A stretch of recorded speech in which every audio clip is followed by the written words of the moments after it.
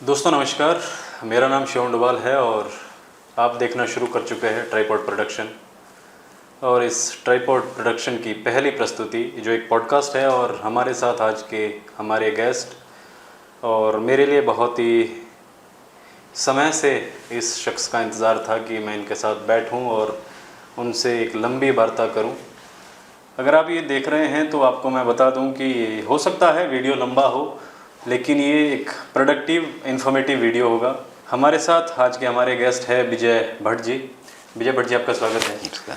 और विजय भट्ट जी के मैं थोड़ा सा इंट्रो दे देता हूँ कि विजय भट्ट जी देहरादून के निवासी है और घुमक्कड़ है, और घुमक्कड़ी जिंदाबाद। इसके अलावा देहरादून के अच्छे जानकार, इस शहर की ट्रांसफॉर्मेशन, बहुत हद तक ट्रांसफॉर्मेशन देखी है, वो विजय भट्ट जी ने अपनी नज़रों के सामने ये सब बदलता हुआ स्वरूप देखा है। उस सब ट्रांसफॉर्मेशन को गौर से ऑब्जर्व करना, उसके साथ उसकी जानकारी रखना, ये बहुत कम लोगों ने किया, तो उन्हीं में से एक विजय भट्ट जी है। मैं बात की शुरुआत एक इस बात से करता हूँ। आज सुबह मैंने एक डायरी अपनी उठाई, पुरानी डायरी थी, कोई 2-3 साल पुरानी। तो मैंने उसमें जो पहला पेज खोला, उसमें मेरी एक पहले की लिस्ट थी कि मैं किन लोगों के साथ बैठकर मिलना चाहता हूँ, बात करना चाहता हूँ। उनमें पहला नाम विजय भट्ट जी का था। अरे वाह, ये कोइंसिडेंस है, मैंने वो डायरी आज 2-3 साल बाद देखी और विजय भट्ट जी का I am thankful to you. तो सर, हम शुरुआत करते हैं कि थोड़ा सा इंट्रो, आप जो हम नहीं जानते हैं या व्यूअर्स नहीं जानते हैं, मैं नहीं जानता हूँ, वो हमारे दर्शकों को अपने बारे में। तो थैंक यू शुभम, आपने बड़ा मेरा परिचय वैसा दे दिया।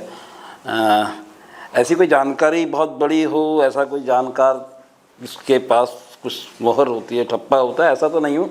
हाँ, घूमता हूँ शहर के अंदर, और घूमते हुए जो चीज़ दिखती है उसको और उसके पीछे जाने की कोशिश करते हैं। बहरहाल मेरा जन्म जो है यहीं देहरादून के अंदर हुआ है। साल 1958, महीना था फरवरी का 10वां दिन। उसमें मेरी पैदाइश देहरादून के अंदर हुई है। और देहरादून में भी मेरा वो था सौभाग्य कि जो मेरा पुश्तैनी घर मेरे दादाजी का बनाया हुआ है, वो एक ऐसी जगह है जो देहरादून का एक ऐतिहासिक जगह है, झंडा दरबार साहिब। तो झंडा दरबार साहिब के नज़दीक झंडा मोहल्ला है, उसमें मेरे दादाजी का मकान था और वहीं में मेरी पैदाइश हुई। पैदाइश के बाद फिर बचपन में मेरा जो प्राइमरी एजुकेशन था वो हिंदी स्कूल के अंदर। हम गांव चले गए। गांव मतलब यहीं पास में ज़मीन थी हमारी बालावाला में। बालावाला के पास एक गांव होता है शमशेरगढ़, वहाँ ज़मीन थी। मियाँवाला में एक स्कूल था प्राइमरी गवर्नमेंट का। तो गवर्नमेंट प्राइमरी स्कूल में मेरा जो प्रारंभिक शिक्षा हुई वो वहाँ मैंने ली। उसके बाद फिर गुरु राम राय के अंदर मैं आ गया, नेहरू ग्राम में। 8वीं के बाद में फिर देहरादून शहर आ गया। मेरे फादर देहरादून रहते थे, हम वहाँ खेती बाड़ी करते थे। फादर यहाँ पे देहरादून में अकेले रहते थे, जहाँ मेरी पैदाइश हुई थी। वहाँ आ गया, वहाँ से फिर स्कूल जाने लगा। इंटरमीडिएट है, ग्रेजुएशन है, फिर पोस्ट ग्रेजुएशन है, ये सब किया। नहीं, आपका आपने कहा कि जन्म स्थान वो एक मुख्य केंद्र भी है देहरादून का जी, और केंद्र बिंदु भी है देहरादून शहर, और उसका अपना एक इतिहास है। वहीं से अब बात शुरू करते हैं। हाँ, अगर झंडा जी की बात निकली है तो देहरादून का नाम का भी कुछ कमोवेश कहते हैं, डेरा से फिर देहरादून हुआ। इसका भी अगर गहराई में हमें बता सकते हैं जानकारी। जी जरूर।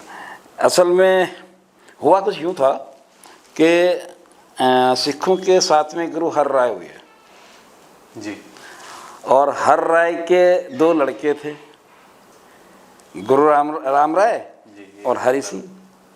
राम राय बड़े थे, हिंदुस्तान का बादशाह औरंगजेब था। अब औरंगजेब ने उनको बुलावा भेजा हर राय को कि आप दरबार में आइए दिल्ली में और कुछ बात करनी होगा। तो हर राय ने अपने लड़कियों पर भेज दिया राम राय को, और ये कह के भेज दिया कि भाई ऐसा है कि आप वहाँ जा तो रहे हो, लेकिन कोई चमत्कार वगैरह मत दिखाना और नहीं अपने जो हमारा वसूल है उस पर खड़ा रहना। क्या राम राय बड़े प्रतिभाशाली थे। कहा यह जाता है, जो नानक उसमें लिखा है उनका रामशाही के अंदर, कि वो चमत्कारी भी थे। वो चमत्कार, हाँ, राम चमत्कार वगैरह भी करते थे और लोगों को प्रभावित करने की बड़ी क्षमता थी। तो दरबार में गए, दिल्ली दरबार में उनको बुलाया गया, बातचीत हुई, तो औरंगजेब उनसे काफ़ी प्रभावित हुआ। फिर हुआ यूँ कि वहाँ दावत में बकरा, बादशाह के उसमें बकरा बना, और बकरा बना वहाँ पे, उसका मतलब खाने की, जब उसके दस्तरखान में खाना लगा हुआ, तो अब जब औरंगजेब की और राम राय की नज़दीकियाँ बढ़ रही थी, वो उसके दरबारियों को पसंद नहीं आई। फिर उसके रसोई का खनसामा जो था उनका, उसने कहा कि महाराज अगर इन पे ताकत है राम राय पे, तो ये उसको बकरी को जिंदा करके दिखा दें जो कल रात खाई गई है। अब कहा यह जाता है, उसमें आता है इनके ग्रंथ में, गुलाम राय वालों के, कि उसके अंदर लिखा हुआ भी है, कहा ही जाता है कि उन्होंने फिर उसको जिंदा कर दिया, बकरी को चमत्कार से, दस्तरखान में बैठे हुए। हाँ हाँ हाँ, दस्तरखान में ही वो जिंदा हो गई। वो जिंदा हो गई तो 3 टांग की बकरी थी, तो चौथी टांग थी नहीं उसकी। अब बादशाह ने पूछा कि 3 टांग की बकरी कैसे है, इसकी चौथी टांग कहाँ है?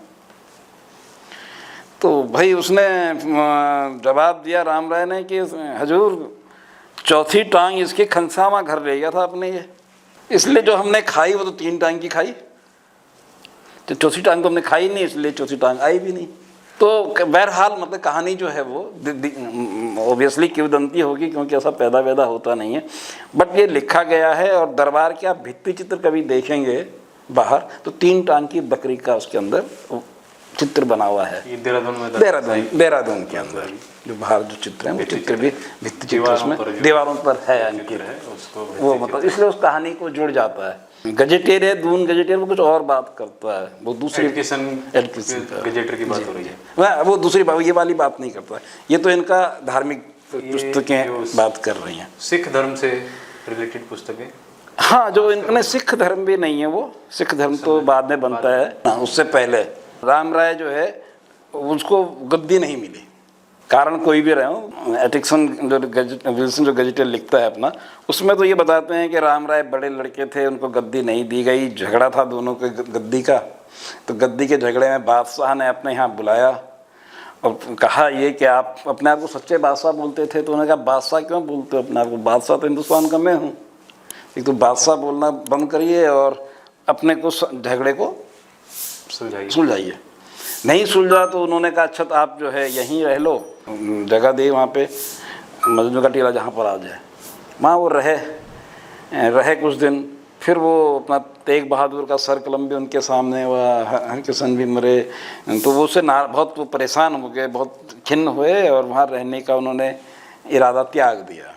लेकिन उससे औरंगजेब से बड़ी दोस्ती थी, तो उन्होंने कहा कहाँ जाएंगे?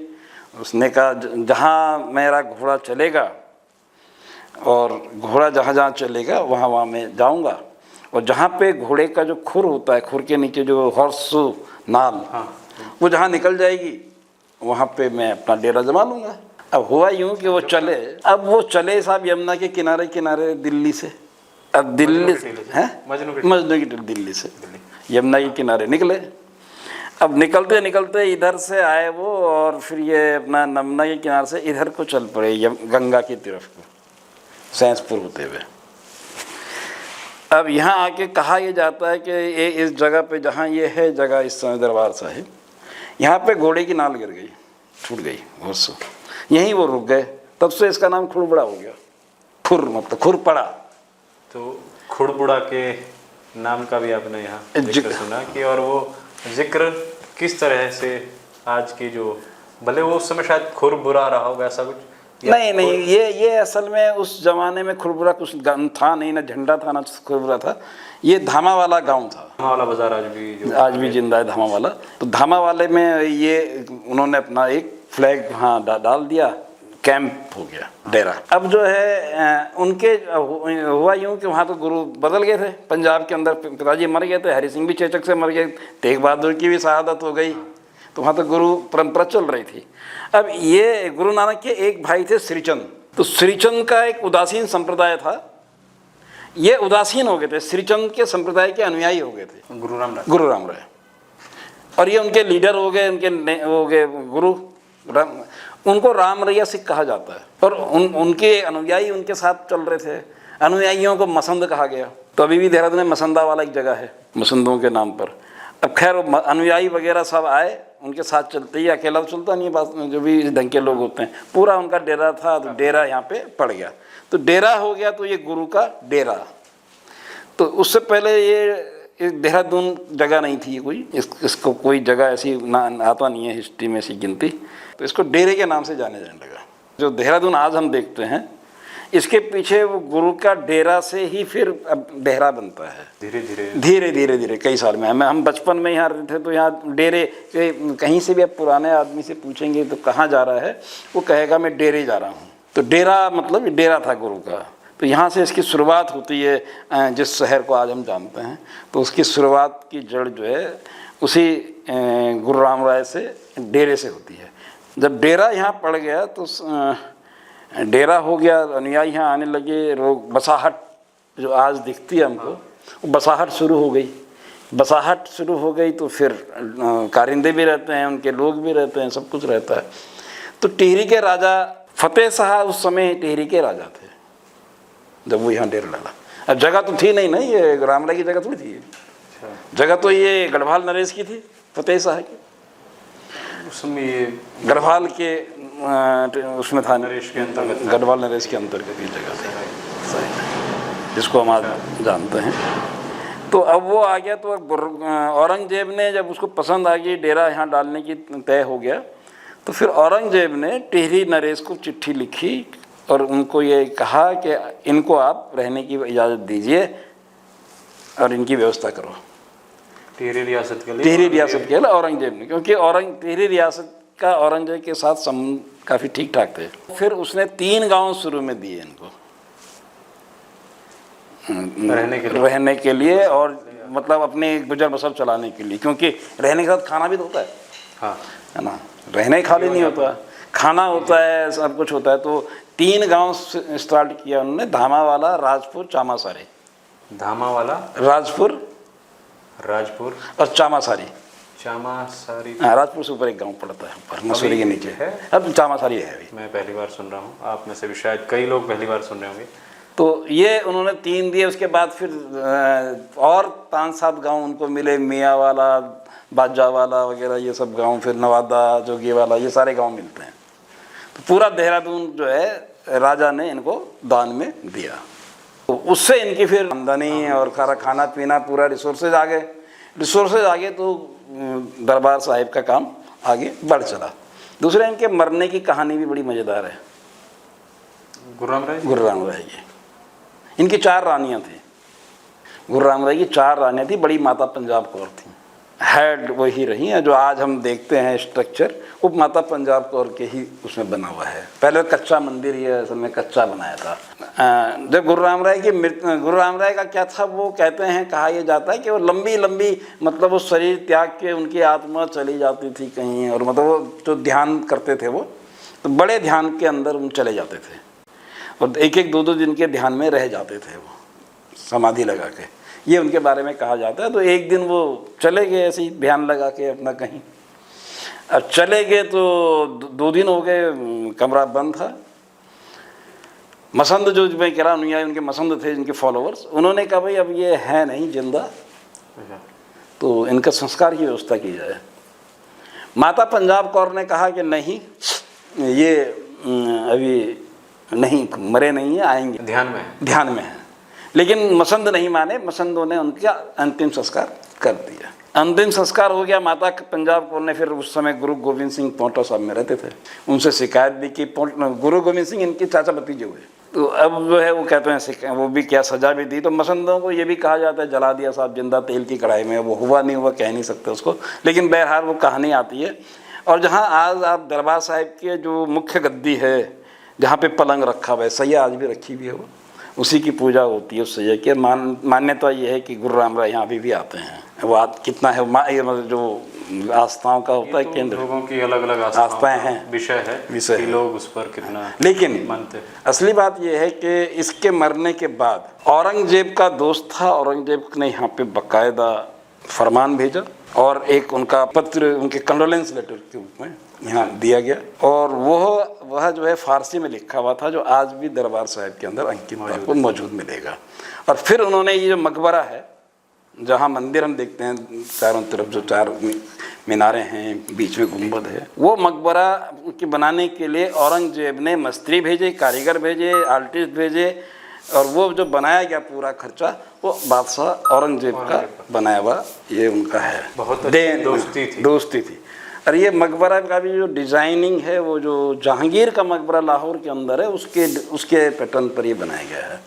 अब आप कभी भी अंदर जाएंगे इसके अंदर तो आप चित्रकलाओं को देखेंगे वहाँ की, तो मुग़ल कालीन आपकी जो चित्र शैली है वो अंदर भित्ति चित्रों में नज़र आएगी, जो अंदर वाला पोर्शन है उसके अंदर। ये वो जगह जो है वो जैसे भी घोड़े का खुर पड़ा हो ना पड़ा हो कह नहीं सकते, लेकिन वो गंगा और यमुना के बिल्कुल बीच का स्थान है, सेंटर है बिल्कुल, मतलब जिसको आप कहेंगे कि उसके केंद्र बिंदु पर आप लगा दीजिएगा निशान, तो वहाँ पे वो आज स्थित है। ये देहरादून कैसे इवॉल्व हुआ? अब आपने पलटन बाजार का जिक्र किया है इसका, ये शायद पलटन बाजार तो बहुत पलटन आने के बाद ये बहुत बात। अब पलटन से पहले तो ये यहाँ पे फिर खुड़बुड़ा युद्ध का जिक्र आता है, एक प्रद्युमन शाह जिसमें शहीद हुए 1804 खुड़बुड़े का युद्ध हुआ। क्योंकि यहाँ युद्ध क्यों हुआ, ये पूरा इलाका जो है ये गोरखाओं के कब्जे में आ चुका था। 3 के आसपास गोरखा एंट्री करी तो राजा भागते हुए उत्तरकाशी का नाम उसमें बाड़ाहाट था, उत्तरकाशी का पुराना नाम बाड़ाहाट है ना, तो बाड़ाहाट से फिर वो अपना आए और इधर सौंग नदी होते हुए, सकलाना होते हुए देहरादून में नालागढ़ भी रहे, नालागढ़ से फिर वो सहारनपुर चले गए। और सहारनपुर में जो पुंडीर राजा थे, शासक थे वहाँ के लंडोरा के, उनको इर्द गिर्द रहे, उनके साथ रहे, और वहाँ पे उन्होंने बद्रीनाथ का पूरा सिंहासन भी गिरवी रखना पड़ा था।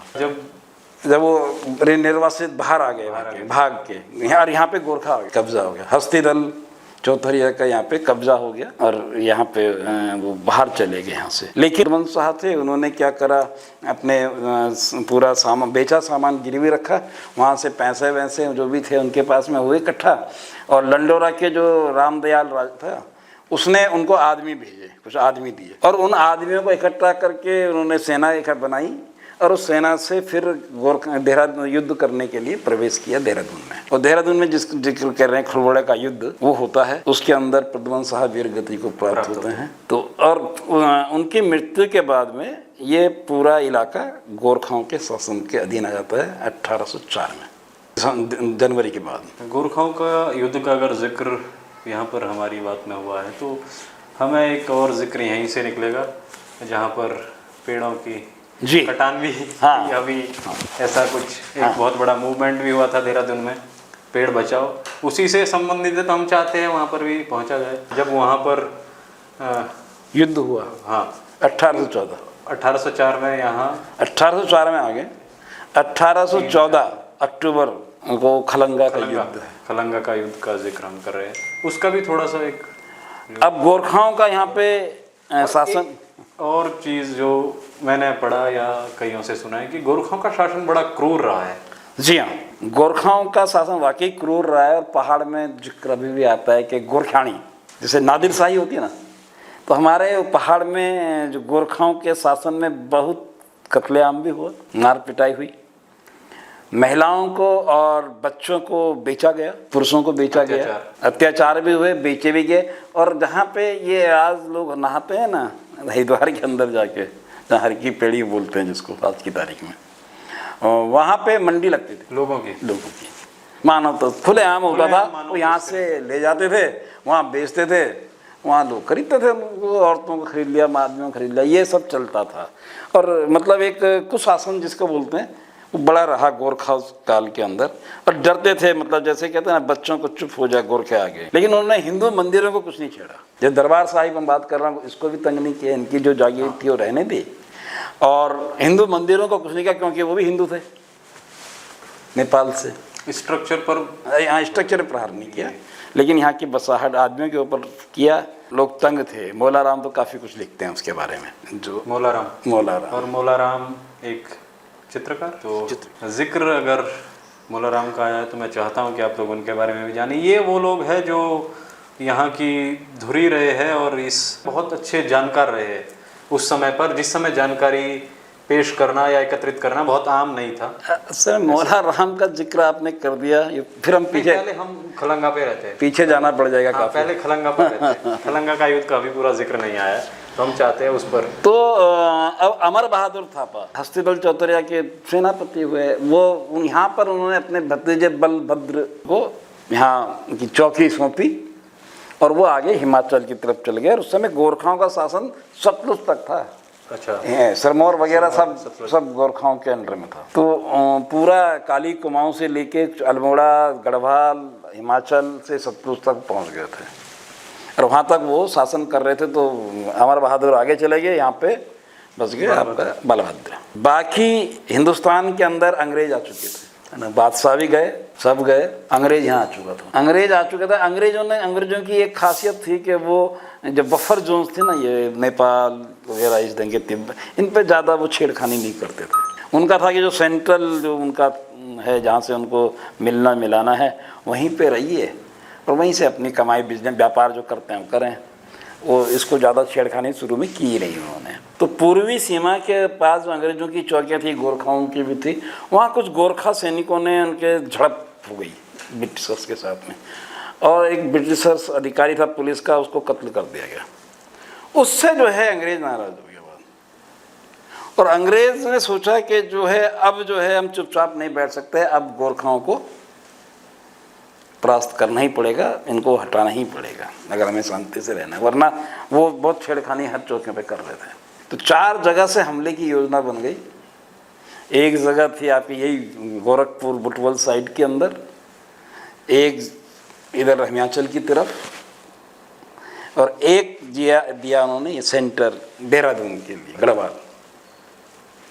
तो यहाँ पे जो थे बड़े बहुत ही अनुभवी जो ब्रिटिशर्स की फौज के जो सेनापति थे, उनको बुलाया गया स्पेशल अंग्रेजों से, इंग्लैंड से, मेजर जनरल गिलिप्सी। तो गिलिप्सी बहुत ही अनुभवी हैं, कई युद्धों का अनुभव है उनके पास में, बड़े बहादुर सेनापति हैं, आयरिश मूल के हैं, और वो उनको कमान दी जाती है और उनके अंदर में मेजर जनरल ऑक्टोलनी को साथ में दिया जाता है। अब ये पूरे 3,500 की फौज के साथ में हमला आते हैं। सहारनपुर, पहले सहारनपुर स्टे करते हैं। सहारनपुर से 2 कॉलम्स चलते हैं। एक कॉलम मोहन दर्रे से जाती है, मोहनकर दर्रे से अंदर आती है, एक कॉलम तिमली के दर्रे से अंदर आती है, और यहाँ जो इसको आज परेड ग्राउंड बोलते हैं, यहाँ पे ये मिल जाते हैं, यहाँ वो कैंपिंग करते हैं। गोरखाओं का जो फोर्ट है वो है नालापन्नी में, नालागढ़, जिसको खलंगा आज बोलते हैं हम लोग। वहाँ उनका किला है। वो किला बहुत मजबूत भी नहीं है। उन्होंने जो किला बनाया था, मट्टी का किला बनाया हुआ था। मट्टी के किले में क्या था, उन्होंने जो लकड़ी के बड़े बड़े फट्टे रख दिए थे, और वहाँ पत्थर थे उनके रखे हुए। मतलब वो एक टीले पर थे, ऊंचाई वाले स्थान पे। उन पे किला भाई ऊंचाई पे बनता है, हर जगह किला ऊंचाई पे देखा जाता है, गढ़ जो भी होते हैं। तो ऊंचाई की जगह पर किलाबंदी थी। किलाबंदी में उनके 300-350 लोग थे, महिलाएं, बच्चे, जवान मिला के। बात हो रही है गोरखाओं का 300-350 गोरखा और अंग्रेज 3,500 के वेल इक्विप्ड, वेल ट्रेंड, मतलब हथियारों से लैस। इवन ब्रिटेन से स्पेशली हाँ, मैं बुलाया गया इस युद्ध के लिए गोरखाओं को कंट्रोल करने, परास्त करने के लिए। मैं ये अपना गिलिप्सी परेड ग्राउंड पहुंच गए। तो ऑक्टोलनी ने सोचा कि यार ये तो कमी लोग हैं, तो गिलिप्सी एक दिन बाद आते हैं। तो उन्होंने कहा, हम ही चिट्ठी दी उन्होंने पहले गोरखाओं की, भाई ऐसा ऐसा है, आप सिलेंडर कर लीजिएगा, बेहतर होगा। ब्रिटिश आर्मी जो चाहती थी वो कि वो नॉर्मली सिलेंडर कर दें। तो लेकिन गोरखाओं ने नहीं माने, नहीं सिलेंडर नहीं करेंगे, लड़ेंगे। तो यहाँ सोचा उसने कि भाई कालवर्ट था, ऑक्टोलनी हिमाचल चला गया था, कालवर्ट यहाँ पे थे। कालवर्ट ने सोचा कि हम इसको युद्ध जीत लेंगे, उनकी कोई बात नहीं, हमला कर, पहले दिन हमला कर देते हैं। वो हमला कर देते हैं। हमला करने में जो गोरखाओं का तो युद्ध ऐसा था कि पहले दिन ही उनके मर जाते हैं सेना 250-300 आदमी अंग्रेजी सेना के। वो फिर रोक लेता है, वापस स्टे करते हैं पेट ग्राउंड में। अगले दिन आ जाते हैं गिलिप्सी, और गिलिप्सी एक योजना बनाते हैं। वो समझ जाते हैं कि अब ये कौम मतलब आसानी से, पहले अटैक से गिलिप्सी के समझ नहीं आ गया। 300 लोगों की मारने की बात कर रही है, ये अंग्रेजी सेना के मरे थे, और जो गोरखाओं की सेना थी उसको खास नुकसान नहीं हुआ। उनको नुकसान इतना ही हुआ क्योंकि ऊपर थे, वो पहले ही दिन थे, वो ऊपर थे, वो हाँ, ये नीचे थे। पोजीशन थी उनकी ऊपर, जहाँ किला, जहाँ पे खलंगा आज है, वहाँ पे थे। अब गिलिप्सी ने योजना बनाई, और योजना बना के ये हुआ कि एक मैं इशारा दूंगा, 3 जगह से अटैक हो। तोपें भी लग गई, छोटी वाली जो थी, बंदूक तो थी, और 3 तरफ से अटैक होगा। मेरे इशारे पर जब मैं इशारा करूंगा तो एक साथ हम धावा बोलेंगे। अब नाला पानी की तरफ चल पड़ी यहाँ से सेनाएं। कहा यह जाता है कि जब गिलिप्सी ने इशारा किया, किसी रुमाल का इशारा ही होगा, उसमें कुछ होगा नहीं शायद, तो इशारा किया कि सब एक साथ धावा बोलेंगे, वो इशारे को सब पकड़ नहीं पाए। अच्छा, या जानबूझ के नहीं पकड़ पाए, तो तीनों एक साथ हमला नहीं कर सके। वो अलग अलग हमला हुआ। पहले दिन बहुत युद्ध, घमासान युद्ध हो गया, और गिलिप्सी जो है वो अपने, कहते हैं कि ये कहा जाता है कि अपना जो उसका हेड था, वो हेड को हवा में लहरा रहा था, और हेड को लहराते हुए अपनी सेना को, जैसे बोलते हैं ना, जोश भरना आगे बढ़ने के लिए, मनोबल को बढ़ाते हुए उसको एडवांस चलने के लिए बोल रहा था कि चलो आगे बढ़ो। इतने में क्या हुआ, एक गोली आई गोरखाओं की तरफ से, वो गिलिप्सी धराशायी हो गया। सबसे बड़ा सेनापति जो है वो दूसरे दिन युद्ध के, और अपने युद्ध के पहले दिन वो मारा गया। हड़कंप मच गया, युद्ध तो रोकना पड़ा, क्योंकि गिलिप्सी उस समय बहुत बड़ा नाम था, बड़ा नाम, भारत में ही नहीं, इंग्लैंड में भी बहुत बड़ा जी। अब जब गिलिप्सी भी मर गए तो लाया गया उनको, क्या किया जाए। अब गिलिप्सी की बॉडी क्या करें, क्योंकि कोई कब्रिस्तान तो यहाँ था नहीं। हाँ, ये भी इंटरेस्टिंग है, गिलिप्सी की बॉडी कहाँ गई। तो अब उसको यहाँ पे छावनी थी मेरठ, उस समय मेरठ छावनी हुआ करती थी, तो वहाँ पे कहा यह जाता है कि उनके शव को वहाँ ले जाना था, मेरठ।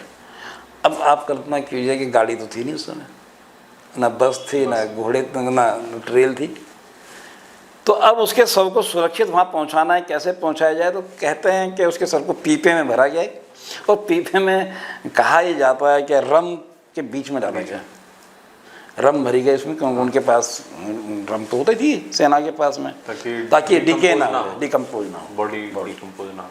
तो उसको उन्होंने वहाँ भेजा और वहाँ पे दफनाया मेरठ के अंदर। आज भी उसकी कब्र मेरठ के कब्रिस्तान के अंदर मिल जाएगी हमको, जो उनकी वो है। अब यहाँ पे फिर लड़ाई उन्होंने रोक के रखा, और बैटरीज और वहाँ से जो है अपना इन्फेंट्री को बुलाया गया, और इन्फेंट्री आ गई। युद्ध चलता गया, लेकिन सबसे ज़्यादा नुकसान ब्रिटिशर्स का होता रहा। जिस दिन गिलिप्सी ख़त्म हुए थे, उस दिन भी उनके 350 सिपाही और जेसीओज मारे गए थे साथ में। गिलिप्सी खाली नहीं मारा गया था, और वो काफ़ी मर रहे थे, और साथ में मनोबल भी टूट गया, और लोग भी हताहत हो गए काफ़ी, और वो किले के पास तक नहीं जा पा रहे थे। अब कब्जे की बात तो छोड़िएगा। अब फिर ऐसी योजना बनी कि इसका जो है कैसे लड़ेंगे, तो इनका उन्होंने देखा, इनका नीचे सागर ताल एक जगह है, अभी भी है वो सागर ताल तो नहीं रहा, लेकिन सागर ताल जगह जहाँ मेला लगता है आज की तारीख में, तो उससे जो नीचे जहाँ वो खेलते हैं, जाते हैं तो रोड के लेफ्ट में, जी लेफ्ट में बच्चे खेलते हैं। तो वहाँ से उन्होंने पानी बंद कर दिया किले का, और साथ में रसददानी बंद कर दी। अब पानी बंद हो गया, खाना बंद हो गया, तो बच्चे भूख में क्या करता है, क्या ना करता। जब रसद बंद कर दी, खाना बंद कर दिया, तो फिर अब उनके पास कोई चारा नहीं बचा था वहाँ से किला छोड़ने का। तो बलभद्र ने किला छोड़ा और खुखरी को अपने पूरे परिवार को जो है साथ लेते हुए अंग्रेजों के बीच से चीरते हुए उसके सेना को चला गया, वो परिवार को लेके। लेकिन अंग्रेज की हिम्मत नहीं पड़ी उस पर कोई हथियार उठाने की, चलाने की, इतना भय खा गए थे अंग्रेज उससे। और वो जिंदा यहाँ से परिवार के साथ निकल गया और किले को फिर अंग्रेजों ने उसको नेस्तनाबूद, बिल्कुल जिसको बोलते हैं जमींदोज करना। पॉइंट ये भी है कि वहाँ पर दुनिया का पहला एक वो स्मारक बनाया गया जो विपक्षियों के द्वारा अपने विपक्षियों के लिए बनाया गया। हाँ, उसमें क्या है, वहाँ नहीं, वो नीचे वहाँ नहीं बना, वो किले पे नहीं बनाया, वो अपना जहाँ पे हमारा सैंसधारा रोड आप देखते हैं ना, उसके सैंसधारा रोड पर वहाँ पे एक मोनूमेंट्स है अभी भी। अगर सैंसधारा जा रहे हो देहरादून तक तो राइट हैंड पे मोनूमेंट्स है खलंगा का, खलंगा स्मारक बोलते हैं उसको। हाँ, खलंगा स्मारक बोर्ड लगा हुआ, अभी वो इनके पुरातत्व विभाग के अंडर में है। वहाँ पे ब्रिटिशर्स की खासियत वही जो आप बोल रहे थे कि अपने गिलिप्सी के, मेजर जनरल गिलिप्सी की शहादत के याद में तो पत्थर लगाया, लेकिन वो उससे इतने प्रभावित थे कि जो बलभद्र की वीरता से प्रभावित होके बलभद्र के सम्मान में भी वहाँ एक स्टोन लगाया गया। तो अंग्रेज अपने दुश्मन के सेनापति का भी वो सम्मान करना जानता था। ये उसकी जो बहादुरी और सोचिए आपकी 3,500 और बेल इक्विप स्पेशली ब्रिटेन से मंगाई गई फोर्सेस, इन्फेंट्री, ये सब होने के बाद भी वो 300-350 लोगों को परास्त नहीं कर पाए। अब जो है जब वो परास्त हो गए, किला छोड़ दिया, तो अंग्रेजों के कब्जे में आ गया। देहरादून पे अंग्रेजों का शासन कब्जा आ गया और ये सहारनपुर डिस्ट्रिक्ट के अंदर इसको शामिल कर दिया गया क्योंकि उनके सहारनपुर में था पहला। फिर यहाँ से जो है जिक्र आएगा वो पलटन बाजार वाला। तो अब गोरखाओं के से तो प्रभावित हो गए, लेकिन सैनिक तो कुछ छुटे हुए थे यहाँ पे। गढ़वाली गोरखा तो अपने परिवार को लेके गया था ना, ये बलभद्र परिवार को ले चला जो किले में थे। सेना तो सेना है, वो तो जो मालिक जिसका राज उसका शासन। अब उन्होंने क्या करा, अंग्रेजों ने मतलब कहा, उनकी प्रभावित हो ही गए थे गोरखाओं से, इस सेना से। उन्होंने उनको इकट्ठा करके एक बटालियन बनाई जिसको सिरमौर बटालियन कहा गया। और फिर सिरमौर बटालियन का जो इस्तेमाल उन्होंने कहाँ किया, यहाँ नहीं रखा देहरादून में, उसको ये अपना अंग्रेज़ों का जो सिखों का युद्ध है, आंग्ल सिख युद्ध, उसमें इस्तेमाल हुए, उसमें किया गया। और 1857 की गदर जो क्रांति, जो सैनिक विद्रोह है, उसको दबाने के लिए भी उस सेना का इस्तेमाल हुआ जो अंग्रेजों ने यहाँ इकट्ठा किया था। फिर साल 1864 में देहरादून को रिसाइट करने के लिए कहा गया उनको कि आप जाइए देहरादून में। तो देहरादून में सेना आई पहली बार इनकी, यहाँ रही। सड़क जो आज बनती है हमारी मोहन से जो सड़क है, उसी दौर की बनी हुई वो सड़क है। और वो लक्खीबाग चौकी जो आज है ना, उसके सामने से पलटन बाजार के लिए जा रहे हैं, वो है सड़क। अच्छा, मेन सड़क। हाँ, मेन सड़क रेलवे स्टेशन से थोड़ा सा पहले जो बाजार के लिए जा रही है, घंटाघर के लिए की में, वो वहाँ वो जो सड़क है वो मेन राजपुर रोड है और वो राजपुर तक जाती है। तो जो बाजार ऊपर का हिस्सा है, वहाँ पे जहाँ पे सेना वहाँ रुकी, सेना के अफसरों को रहने के लिए जगह, बिल्डिंग्स बनी, भवन बने, और उनका बाजार भी तैयार होना था। जबकि सेना रहनी थी तो बाजार भी होता है उसकी खरीद फरोख्त के लिए। तो बाजार बना जिसको आज पलटन बाजार हम कहते हैं। तो ये पलटन बाजार का नाम ऐसे। और उनके इसलिए आप कुछ नाम देखेंगे ना यहाँ देहरादून में, तो उसी समय के हैं कि डिस्पेंसरी रोड बगल में। हाँ, क्योंकि अब सेना आ गई तो डिस्पेंसरी भी चाहिए, तो डिस्पेंसरी रोड हो गया। अब नॉन सिविल अफसर भी चाहिए, नॉन सिविल कर्मचारी चाहिए, धोबी दाबी, ये सब सेना है तो सब चाहिए आपको। फालतू लाइन की बात, जिसको फालतू लाइन बोलते हैं। ये फालतू लाइन एक जगह है या रोड है? हाँ, जगह है बकायदा। हाँ, दर्शनलाल चौक से आगे जाके थोड़ा सा लेफ्ट में, और जो नगर पालिका आज टाउन हॉल, उसके बीच की जो बसाहट है पूरी सेंट थॉमस के पीछे, सेंट थॉमस के पीछे, सेंट थॉमस के पीछे चली गई पूरी आगे तक, जहाँ पे ये लिटन रोड वगैरह जा रही है, वहाँ तक के इलाके को फालतू लाइन कहा गया। तो वहाँ पे अभी भी उस समय के लोगों के आपके मकान मिल सकते हैं आपको।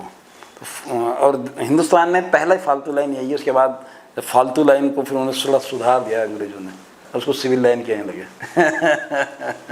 तो एकमात्र जगह है भारत में जहाँ फालतू लाइन है। ये भी बड़ी इंटरेस्टिंग कहानी है कि फालतू लाइन सिर्फ देहरादून में आपको मिलेगी, बाकी फिर ये जगह का नाम है। चलो अब थोड़ा सा और आगे बढ़ा जाए। चलो पलटन बाज़ार में है तो फिर पलटन बाज़ार के स्टार्टिंग पॉइंट पर कह लीजिए घंटाघर भी है। घंटाघर बहुत बाद का है, घंटाघर तो बहुत बाद में है। उससे पहले के जो बिल्डिंग्स हम दिखते हैं पलटन बाज़ार के अंदर, एपी मिशन स्कूल जो आज मिशन स्कूल है, पलटन बाज़ार में CNI बॉयज़ जिसको आज बोलते हैं हम लोग। हाँ, तो CNI बॉयज़ का पहला नाम एपी मिशन है, एपी मिशन स्कूल, एपी अच्छा है ना। तो एपी मिशन स्कूल बनाया, जो मस्जिद है आपका ये यही मिशन के सामने जामा मस्जिद वो बनी। पीछे चर्च बना, जहाँ पे आपका ये कचहरी सिटी बोर्ड के पास में चर्च बना। ये पुरानी बिल्डिंग्स कुछ तैयार होती हैं। और बाज़ार में एक जो मंदिर जो है सेंट थॉमस के बगल में, गोरखा सैनिक आ गए थे, तो वहाँ पे काली मंदिर है आज भी। तो गोरखाओं की जो कुल देवी या अधिष्ठात्री देवी जो होती है, काली की पूजा करते हैं लोग। CNI में जो स्कूल था वहीं पर शायद देहरादून का पहला मिडिल स्कूल भी था, पहला मिडिल स्कूल एपी मिशन ही, एपी मिशन, जो बाद में राजपुर रोड में शिफ्ट हुआ। राजपुर रोड गर्ल्स ब्रांच है वो, CNI गर्ल्स नहीं, जो राजपुर रोड में जो वो तहसील में था स्कूल, जिसको अच्छा, वो तहसील में था। पहले तहसील कोतवाली के पास तहसील में था, तहसील स्कूल बोलते थे उसको। 1816 के आसपास जी जी जी था, क्योंकि 2016 में उसको 200 साल हो गए। तो वो पहला मिडिल स्कूल तो था। मिडिल स्कूल जो ब्रिटिशर्स ने उसको खोला था, तहसील स्कूल बोलते हैं। तहसील जहाँ पे है ना हमारी आज की तारीख में, उस जगह था वो मिशन। उस स्कूल की भी एक बहुत इंटरेस्टिंग कहानी है और उसका एक अपने में इतिहास रहा है। वर्तमान में तो खैर वो अब धूमिल है, धूमिल हो गया है, पर कुछ अंश है उसके बाकी, और कोशिश करेंगे हम उनको आप तक पहुंचाने की अगले किसी मुलाकात में। अब ड्रेनेज सिस्टम पर जब अंग्रेज यहाँ आता है तो यहाँ पे एक नहर होती है, राजपुर नहर, जिसे हम राजपुर कैनाल, देहरा कैनाल आज बोलते हैं। वो नहर जो है कर्णावती के टाइम बनाई थी वो, और देहरादून के मंदिरों को और पीने के पानी की भी काम आती थी वो, रेस्पना राव से आती है। हर सेवक दास महंत हुए दरबार साहिब में। हाँ, 1817 में उन्होंने, जब अंग्रेज आ गया था तो उन्होंने उन्हीं की देख रेख में वो चलती थी, वही उसका रख रखाव भी करते थे। तो उन्होंने क्लेम उस पर किया कि नहर जो है हमको मतलब दरबार साहिब के अच्छा स्वामित्व में दे दी जाए। लेकिन ब्रिटिशर्स उसके लिए तैयार नहीं थे, उन्होंने नहीं दी। फिर उन्होंने अपने आप से उसका किया और उसको हेड को तब्दीली की, उसके हेड जो जहाँ से शुरू होती है। हाँ, और उसमें फिर एक कैनाल और निकाली दिलाराम बाज़ार से, जिसको 2 कैनाल हो जाती हैं। फिर वो जो डालने वाला दिलाराम से डालन वाला की तरफ, हाँ, ईस्ट जिसको कैनाल, ईसी रोड बोलते हैं। ईसी रोड जो ईस्ट है कैनाल, उसका ईस्ट कैनाल रोड, ब्रांच उधर से हो गई। अभी अंडरग्राउंड तो अब हुई है, मतलब अभी चालू है ईस्ट कैनाल। अब मुझे नहीं पता आज की तारीख में चालू है या नहीं है, लेकिन वो ईस्ट कैनाल नाम तो है। हाँ, ईस्ट कैनाल वो तो नाम है। और नहर भी है नीचे उसके। पुराने मतलब पहले तो चालू थी उत्तराखंड बनने से पहले सब चालू थी, खुली थी, ओपन। ये यहाँ पर उसमें कृषि भी होती थी ना, तो एक हाँ, पूरा बगीचा जो था, बाग बगीचों की सिंचाई, और डालन वाला जो डेवलप हुआ है ब्रिटिश टाइम पे, तो डालन वाला की सिंचाई के लिए ये काम आती थी। दिलाराम बाज़ार से बाज़ार के लिए हर मंदिरों के पानी को भी तालाब में देती थी, अंग्रेज़ों के भी काम आता था, सींचती भी थी। और एक मज़ेदार बताऊँ आपको, जहाँ धारा चौकी आज है ना, धारा चौकी, ये इंदिरा मार्केट के ठीक सामने। यस, तो वहाँ धारा चौकी नाम उसका इसीलिए पड़ा कि वहाँ धारा था पानी का, फॉल था। अच्छा। नहर का फॉल था वो। वहाँ से थोड़ा सा फॉल जैसे होता है नहर पे डाउन जाता है नीचे, तो वहाँ फॉल था, तो इसीलिए फॉल माने धारा थी, तो वो धारा चौकी नाम का नाम धारा चौकी। हाँ, और आप अगर कोतवाली के सामने आज देखेंगे, जहाँ हमारी आज कोतवाली है, और वहाँ एक गली है जहाँ कार्ड, शादी के कार्ड छपते हैं ना, हाँ, कभी जाएंगे उस पर, तो वो गली का नाम आज भी नहर वाली गली है। अभी भी आप बोर्ड देखेंगे वहाँ पे, तो बोर्ड आपको मिल जाएंगे नहर वाली गली। तो नहर उसके नीचे मिशन स्कूल के नीचे से होते हुए आ रही है। वो तो हमने बचपन में देखा उसको। मतलब आपके टाइम तो वो सब चालू था? हाँ चालू थी, नहरों में बाकायदा चालू थी पानी। हाँ बाकायदा पानी था। लेकिन अब तो शायद अभी आप ऊपर जाएंगे बारी घाट से ऊपर, और जहाँ पे कैनाल रोड जो आज है वहीं से आ रही है, कैनाल रोड इसको बोलते हैं, तो वहाँ तो चालू है, वहाँ तो पानी देखा मैंने इसका। फिर एक रायपुर की तरफ वो खलंगा कैनाल बोलते हैं उसको। उस मतलब फिर ब्रिटिशर्स यहाँ आ गए तो उन्होंने को रहने को यहाँ हुआ, तो यहाँ पे उन्होंने खेती बाड़ी करनी थी, पैसा वसूलना था, तो खेती भी करनी थी, उसको बढ़ाना था, उसकी उपज को। जितना उपज बढ़ाएंगे उतना ही टैक्स आएगा। तो राजस्व को बनाने के लिए उन्होंने क्या किया, यहाँ पे ज़मीनें जमींदारों को देनी शुरू करी, बड़े बड़े, उसको ग्रांट्स बोला गया। अच्छा, ग्रांट्स अलग अलग अभी देखेंगे, माजरी माफी ग्रांट्स, हाँ। कारबारी ग्रांट्स, मालखम ग्रांट्स। तो ये ग्रांट्स जो हैं जितने देहरादून के अंदर है, ये ब्रिटिशर्स ने अपने या तो जमींदारों को दी, अपने बड़े बड़े अधिकारियों को ज़मीनें दी, और वो अपना खेती के लिए पानी चाहिए था। तो उनकी समझ में यहाँ का जो उन्होंने ड्रेनेज देखा देहरादून का, यहाँ का जोग्राफिकल भूगर्भीय ढंग से देखा, तो एक नहर पहले से बनी हुई थी, जिसको रानी देहरा कैनाल जो है, रानी कर्णावती वाली फर्स्ट कैनाल। हाँ, तो अब जैसे शहर का हुआ तो उन्होंने उसके बाद क्या किया, ये Bijapur canal, Bijapur guest house जो आज है, जिसको आप स्टेट गेस्ट हाउस आज बना दिया। हाँ, ये आपका गवर्नर हाउस से आगे थोड़ा सा, तो वहाँ बीजापुर। फिर नीचे जाएंगे तो बीजापुर का नदी में हेड है, टॉन्स नदी के अंदर, छोटी टॉन्स बोलते हैं उसको। अच्छा, ये टॉन्स की ब्रांच है? ये ब्रांच असल में टॉन्स नाम की कई नदियाँ हैं हिंदुस्तान में। अच्छा, देहरादून में भी एक तुम्हारे वाली, एक तो ये यमुना के बगल में जो है सहायक जो है, एक वो बड़ी टॉन्स है, वो बॉर्डर लाइन जो है हमारा हिमाचल का। और ये छोटी टॉन्स है जो अपना प्रेमनगर के नीचे से निकल रही है, जहाँ स्कूल प्रेमनगर की वो EYT के पास। हाँ, और ये टपकेश्वर मंदिर भी उसी के उस पर है।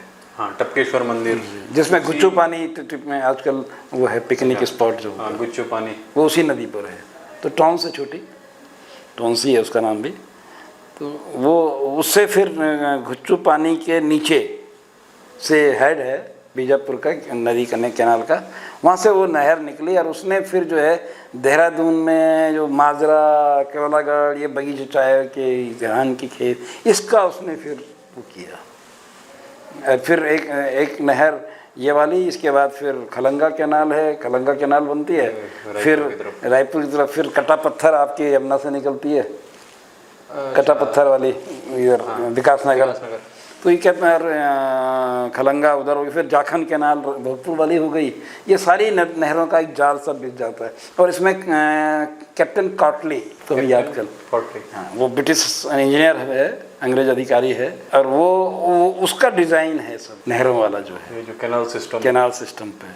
तो उसको बाद में सर की उपाधि भी मिली, सर कॉटली का। क्या सर कॉटली वो हैं जिसने जो है सबसे बड़ी नहर हिंदुस्तान के अंदर बनाई है, गंगा कैनाल।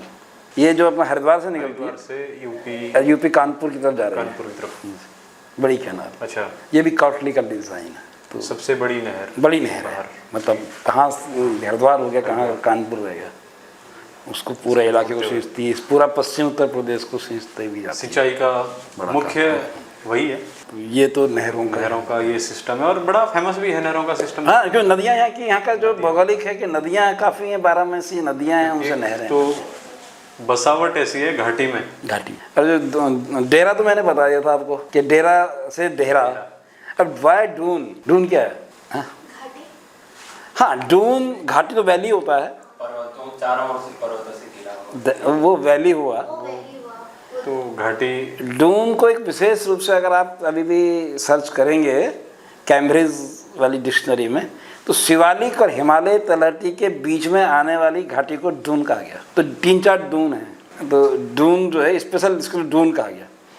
और वैसे हमारे यहाँ संस्कृत में द्रोणी बोलते हैं, द्रोणी माने घाटी, तो द्रोणी से आ जाता है पहले। और अगर हम पौराणिक कथाओं में देखेंगे तो द्रोणाचार्य का भी संबंध बन जाता है। हाँ, देहरादून से। तो द्रोण से द्रोणाचार्य भी हुआ, द्रोणी मतलब घाटी हुआ। अब द्रोण नाम कहा जाता है, पुराण में जिक्र आता है कि द्रोणाचार्य का भी यहाँ पे कोई सैनिक स्कूल रहा है। कितना रहा है, क्या रहा है, इसके प्रमाण तो नहीं है, लेकिन जो ये अपना दूसरे प्रमाण हैं इसके जो अभी मौजूद है। अगर नहरों का जिक्र निकला है तो फिर सिंचाई, लेकिन सिंचाई अगर हम आज के परिप्रेक्ष्य में देखें, 2024 में हम ये बात कर रहे हैं, तो जैसे पहले कहा जाता कि देहरादून में बगीचे थे, खेती थी, या फिर बासमती जो देहरादून की बड़ी फेमस थी, आज अगर हम देखें वो सब उतना नहीं दिखता है। तो इसका हिस्टोरिकल पार्ट क्या था? ये बगीचे जैसे आपने कहा, ये कोलाघाट की तरफ ये फेमस था, चाय बागान इस तरफ, इस पर। हाँ, तो जब अंग्रेज आता है यहाँ पे, तो अंग्रेज को मैंने कहा नहीं राजस्व बढ़ाना है, तो उसके लिए कई चीज़ें होती हैं जी, कई चीज़ सोचता है वो। तो सब उसको यहाँ पे सबसे पहले वो चाय लाता है 1840 में। 1840 मतलब चाय यहाँ बाहर से आई है, चाइना से। चाय चाइना से। तो चाय पीते पीते बात करते हैं चाय की है। तो चाय जो है ये अंग्रेजों की देन है। जेमसन एक हुए अंग्रेज अधिकारी, कंपनी ने जेमसन को श्रेय जाता है चाय बगान का। अच्छा, चाइना जाते हैं, वहाँ सीखते हैं, वहाँ से चाय आती है एक, और चाय के बगान यहाँ लगते हैं। पहला बगीचा कोलागढ़ में लगता है, चाय का पहला बगीचा कोलागढ़ में। तो फिर चाय जब आ गई तो चाय की खेती हुई, उससे भी बड़े बड़े बगान बने। तो कोलागढ़ का अवशेष अभी भी आपको सिरमौर स्टेट के नाम पर चाय बगान का अवशेष मिल सकता है। चाय कैसे बिकेगी कैसे, तो हमारे पूर्वज बताते हैं कि देहरादून में इसमें पलटन बाज़ार में अंग्रेज लोग क्या करते, फ्री में चाय पिलाया करते थे। अच्छा, ये स्टार्टिंग में जब चाय आई, चाय पत्ती आ गया, हिंदुस्तानी चाय पीता ही नहीं था, चाय थी नहीं। अच्छा, हमारी जीवन शैली में चाय कोई हिस्सा नहीं था, कई चीज़ों का हिस्सा नहीं था, उसमें चाय भी एक है ना। तो चाय तो हमारे जीवन शैली का हिस्सा ही नहीं था। और आज ये हो गया कि बिना चाय के तो बात ही नहीं बनती, अभी हम चाय पी रहे हैं। तो ये अंग्रेज़ों की देन है चाय बगान। और जेमसन की बात करी मैंने, जेमसन यहाँ लाते हैं स्पाइसेस को, और बड़ी अच्छी चाय यहाँ, खुशबू यहाँ का फ्लेवर। चाय बगान ये हो गया प्रेमनगर में, फिर प्रेमनगर हो गया, ये तुम्हारा माजरा हो गया, फिर ये तुम्हारा डालन वाला हो गया। डालन वाला में तो अब रहे नहीं कुछ भी, अब कुछ नहीं रहा। अभी तो अब शायद खेती भी खत्म हो गई उसके बाद, अब तो कुछ नहीं है। उसके बाद जो है ये आपका प्राइवेट में प्रेमनगर वाला जो ये अपना हरबंस वाला टी स्टेट अभी भी है, जिसको ख़त्म करा जा रहा है। एक आपका विकास नगर में गुडरिच अभी भी है, गुडरिच दरबार साहिब का ही हो चाय बगान हरबटपुर में। कभी आप जाएंगे तो गुडरिच टी स्टेट है, कारखाना भी अभी चलता है, वहाँ पे चाय पत्ती भी बनती है। अभी एक ही कारखाना है जहाँ पे IIP के अंदर भी छोटा सा चाय बगान है। वैसे खेती है बहुत, खेती तो धीरे धीरे क्या हुआ कि अब आज का जो टाइम है, आज ऐसा हो गया कि हम जो विकास की उस धारा पे चल पड़े, जब हमने सीमेंट और कंक्रीटाइज करना शुरू कर दिया शहर को, नहरों को बंद करना शुरू कर दिया। नहरों एक ड्रेनेज सिस्टम भी शायद पहले यहाँ का जो बेहतर था, वो अब देखते हैं कि जब कंक्रीट से सटा गया है तो वो पानी तैरता रहता है। अब हाँ, यहाँ का तो आउटपुट मिल ही नहीं रहा है। वो असल में हमने वो कहते हैं विकास की अंधी दौड़, उसमें हम चल पड़े हैं। और बिना प्रकृति को जाने समझे, यहाँ के ड्रेनेज जो नेचुरल ड्रेनेज सिस्टम है उसको बिना जाने समझे जब हम कंस्ट्रक्शन करते हैं, और इतनी हवस होती है मुनाफे की कि हम उसको नाली की जगह भी नहीं छोड़ते। जैसे हम घाटी में थे, हमारा तो ड्रेनेज सिस्टम खुद ही पानी बाहर जाना चाहिए था। 15 से 20 मिनट बारिश हो जाए तो तालाब बन जाता है। 2000 से पहले यहाँ पर पानी वाटर लॉग नहीं होता था। 2000 से पहले वाटर लॉगिंग नहीं होती थी, पानी आया तुरंत बहा, पता नहीं लगा गया कहाँ। कभी जाम ऐसा नहीं होता था, कभी मतलब आपको भरा हुआ पानी किसी चौराहे पे नज़र नहीं आता था। आज आपको घंटा घर के पास दर्शनलाल चौक पे भरेगा पानी, प्रिंस होटल पे भरेगा, हर जगह पानी भरा हुआ मिलेगा, क्योंकि आपने नहरें बंद कर दी हैं, ड्रेनेज सिस्टम बंद कर दिया, और वहाँ पे जालियाँ लगा दी, तो जाली में कबाड़ फंस जाता है तो रुक जाएगा पानी, कितना पानी खुद ले जाएगा। मतलब एक सिस्टमेटिक वे में अगर ये सब विकास करा जाता तो वो बेहतर था, इन सब चीज़ से बचा जा सकता था। ऑब्वियसली अगर हम उसको सही मायने में विकास करते तो बसता ही। इसके अलावा बासमती भी देहरादून की बड़ी फेमस थी, और उसकी बासमती को देहरादून लाने का भी एक अलग इतिहास है, कहानी है। बिल्कुल, वो भी ब्रीफ में थोड़ा सा छोटा। ये है कि देहरादून में अफ़गान के साथ अंग्रेज़ों का युद्ध हुआ, वहाँ से दोस्त मोहम्मद को यहाँ पे रखा गया कैद, जो अफ़गान के बादशाह दोस्त मोहम्मद। देहरादून या मसूरी? अच्छा, मसूरी भी रखा गया, देहरादून में भी रखा गया। देहरादून में जहाँ आपका कॉलेज डीएवी है, और डीए जहाँ मुझे बता रहे थे आप कि वो पुलिस चौकी जो है ना सर्वे चौक के सामने, वो चौकी उस बादशाह के घुड़साल है, उसकी चौकी एक्चुअली। और उसके पीछे जो मंगला देवी वगैरह स्कूल जो होता है, ये अफ़गान हाउस बोलते हैं उसको, अभी भी अफ़गान हाउस के नाम से आएगा। पीछे मुस्लिम बस्ती है अफ़गान हाउस में, तो वहाँ दोस्त मोहम्मद रहे, मसूरी भी रहे, वहाँ भी रहे। अब अफ़गानियों को चावल में बिरयानी या पुलाव खाने का आदत था, तो अपने साथ वो चावल लेके आते हैं। वो यहाँ का चावल पसंद नहीं है, मोटा वाला। क्या मेरा एक सवाल मन में आ रहा है, क्या देहरादून में भी कभी लाल चावल होता था? देहरादून में चावल की खेती का जिक्र नहीं आता, पर पहाड़ों में है। नहीं, पहाड़ों में, हाँ, मैं देहरादून में तो उसके बाद ही फिर चावल की खेती आई होगी। चावल की खेती आती है। अच्छा, क्योंकि यहाँ पे देहरादून दलदली कई, इसका मतलब इसके विकास के अंदर कई चीज़ें आती हैं देहरादून में। देहरादून का जो खेती का है, इतना बड़ा इलाका, पहाड़ी इलाकों में खेती ज़्यादा हुई, जिसको आज हम देहरादून बोलते हैं। यहाँ पे तो जाड़ जंगल शिकार गाह था एक्चुअली। तो अच्छा, इसके जैसे तो दोस्त मोहम्मद बासमती लाते हैं। दोस्त मोहम्मद तो बासमती ये लाते हैं, तो बासमती यहाँ के किसानों को दी जाती है बोने के लिए। तो और सेठ सरनीमल यहाँ पे होते थे, वो व्यापार करते हैं चावल का, फिर जिसका नाम से सरनीमल बाज़ार आज भी है। सरनीमल बाज़ार अभी है? अभी है। कहाँ पर? ये कोतवाली के पीछे कभी जाओगे घूमने, ये कोतवाली हमारी जो कोतवाली बैक में, तो वहाँ आपका एक जैनियों का मंदिर है। अच्छा, दिगंबर जैनियों का, तो वो सरनीमल हाउस ही है वो। और उसके बगल में जो ये है ना, जहाँ फूल वाले ये बैठते हैं, जब पलटन बाज़ार निकलिए आप, तहसील चौक से आइए सब्जी मंडी, वहाँ से पलटन बाज़ार के लिए रास्ता जाता है, वो सरनीमल बाज़ार है। ओके। और फिर उनके साथ आई, उन्होंने फिर उसको व्यापार किया, किसानों को दिया। फिर ये माजरा का जो इलाका है, ये पूरा कांवली जिसमें हम बैठे हुए हैं, हाँ, कांवली, माजरा, यहाँ की बासमती बड़ी फेमस हुई, यहाँ की मिट्टी बड़ी मुफीद करी जो इस इलाके की। और आज यहाँ कोई खेत नहीं? आज यहाँ कोई खेत नहीं है, एक भी खेत ना, आई डोंट थिंक आज नहीं है। यहाँ पर कभी बासमती हुआ करती थी, बहुत सुंदर बासमती कई जगह पे, फेमस बासमती माजरा की बासमती। और अब कंक्रीट है, यहाँ पर एक भी खेत नहीं है कि माजरा की बासमती आप। और बासमती आपने खाई होगी, अगर किसी ने, अगर आप लोगों ने किसी ने खाई है, तो ये कहावत है कि अगर मेरे घर में चावल बना तो 10 पड़ोसियों को आज मालूम चला कि आज उसके यहाँ चावल बन रहे हैं। ये बासमती की कहानी थी। कहानी और भी ज़्यादा है, बट समय कम है जी। इसके अलावा लीची भी बाहर से आती है, 1890 में आती है। पहले बगीचे लगे ना, बगीचे बाद में लगाता अंग्रेज़, पहले तो चाय बागान वगैरह किया उसने। फिर से दालन वाला में 5 एकड़ का नियम बन गया कि जो कोठी बनेगी 5 एकड़ में बनेगी। 5 एकड़ में क्या होगा, कोठी होगी, सर्वेंट हाउस होगा, बाकी क्या होगा, बाकी बगीचा होगा। बगीचा किस चीज़ का होगा, वो लीची का होगा। तब वो लीची 1890 में आती है यहाँ पर। उसके बाद फिर बाद में प्रसिद्ध यह 1830-40 में होती जाके। बाहर से आलू भी आता है। आलू हमारा खाना नहीं है, आपको ताज्जुब होगा, आज बिना आलू के हम कल्पना नहीं कर सकते। आपके यहाँ तो बड़ा फेमस होता है। हाँ, आलू कहते हैं कि जहाँ ना मिले आलू आलू है। तो लेकिन आलू भी हमारा हिंदुस्तानियों का खाना नहीं है। आलू कहाँ से आया? आलू आयरलैंड से आया, पुर्तगाली आयरिश लेके आए। और उससे पहले हमारे यहाँ दूसरे हैं, कचालू, पिंडालू हैं, कचालू हैं, ये हमारे अपने हैं। आलू तो यंग लाता है यहाँ पे, कैप्टन यंग। मसूरी के अंदर पहला खेत मसूरी में लगा था, आलू का पहला खेत मसूरी, और कैप्टन यंग के द्वारा देहरादून में।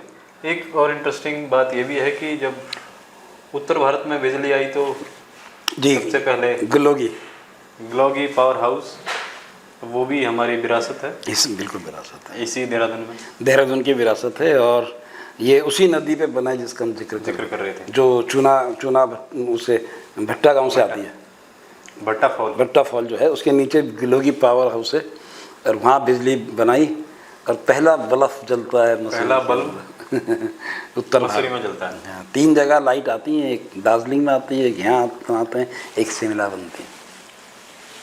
दार्जिलिंग, शिमला और मसूरी, 3 ऐसे स्थान जहाँ पर बस शिमला बाद में आती है, लेकिन मसूरी पहले आ जाती है।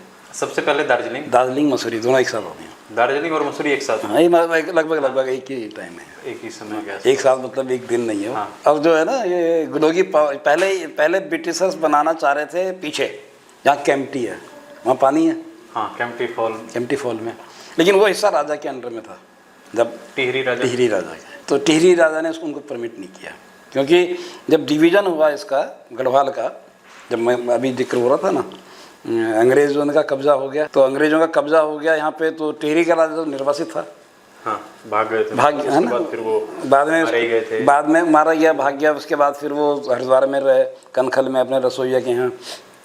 जब वो आ गया तो फिर टिहरी जो उसने ब्रिटिशर्स ने कहा कि हमारे युद्ध में इतना खर्चा हुआ है, इसको आप दीजिए, इसको बंटवारा।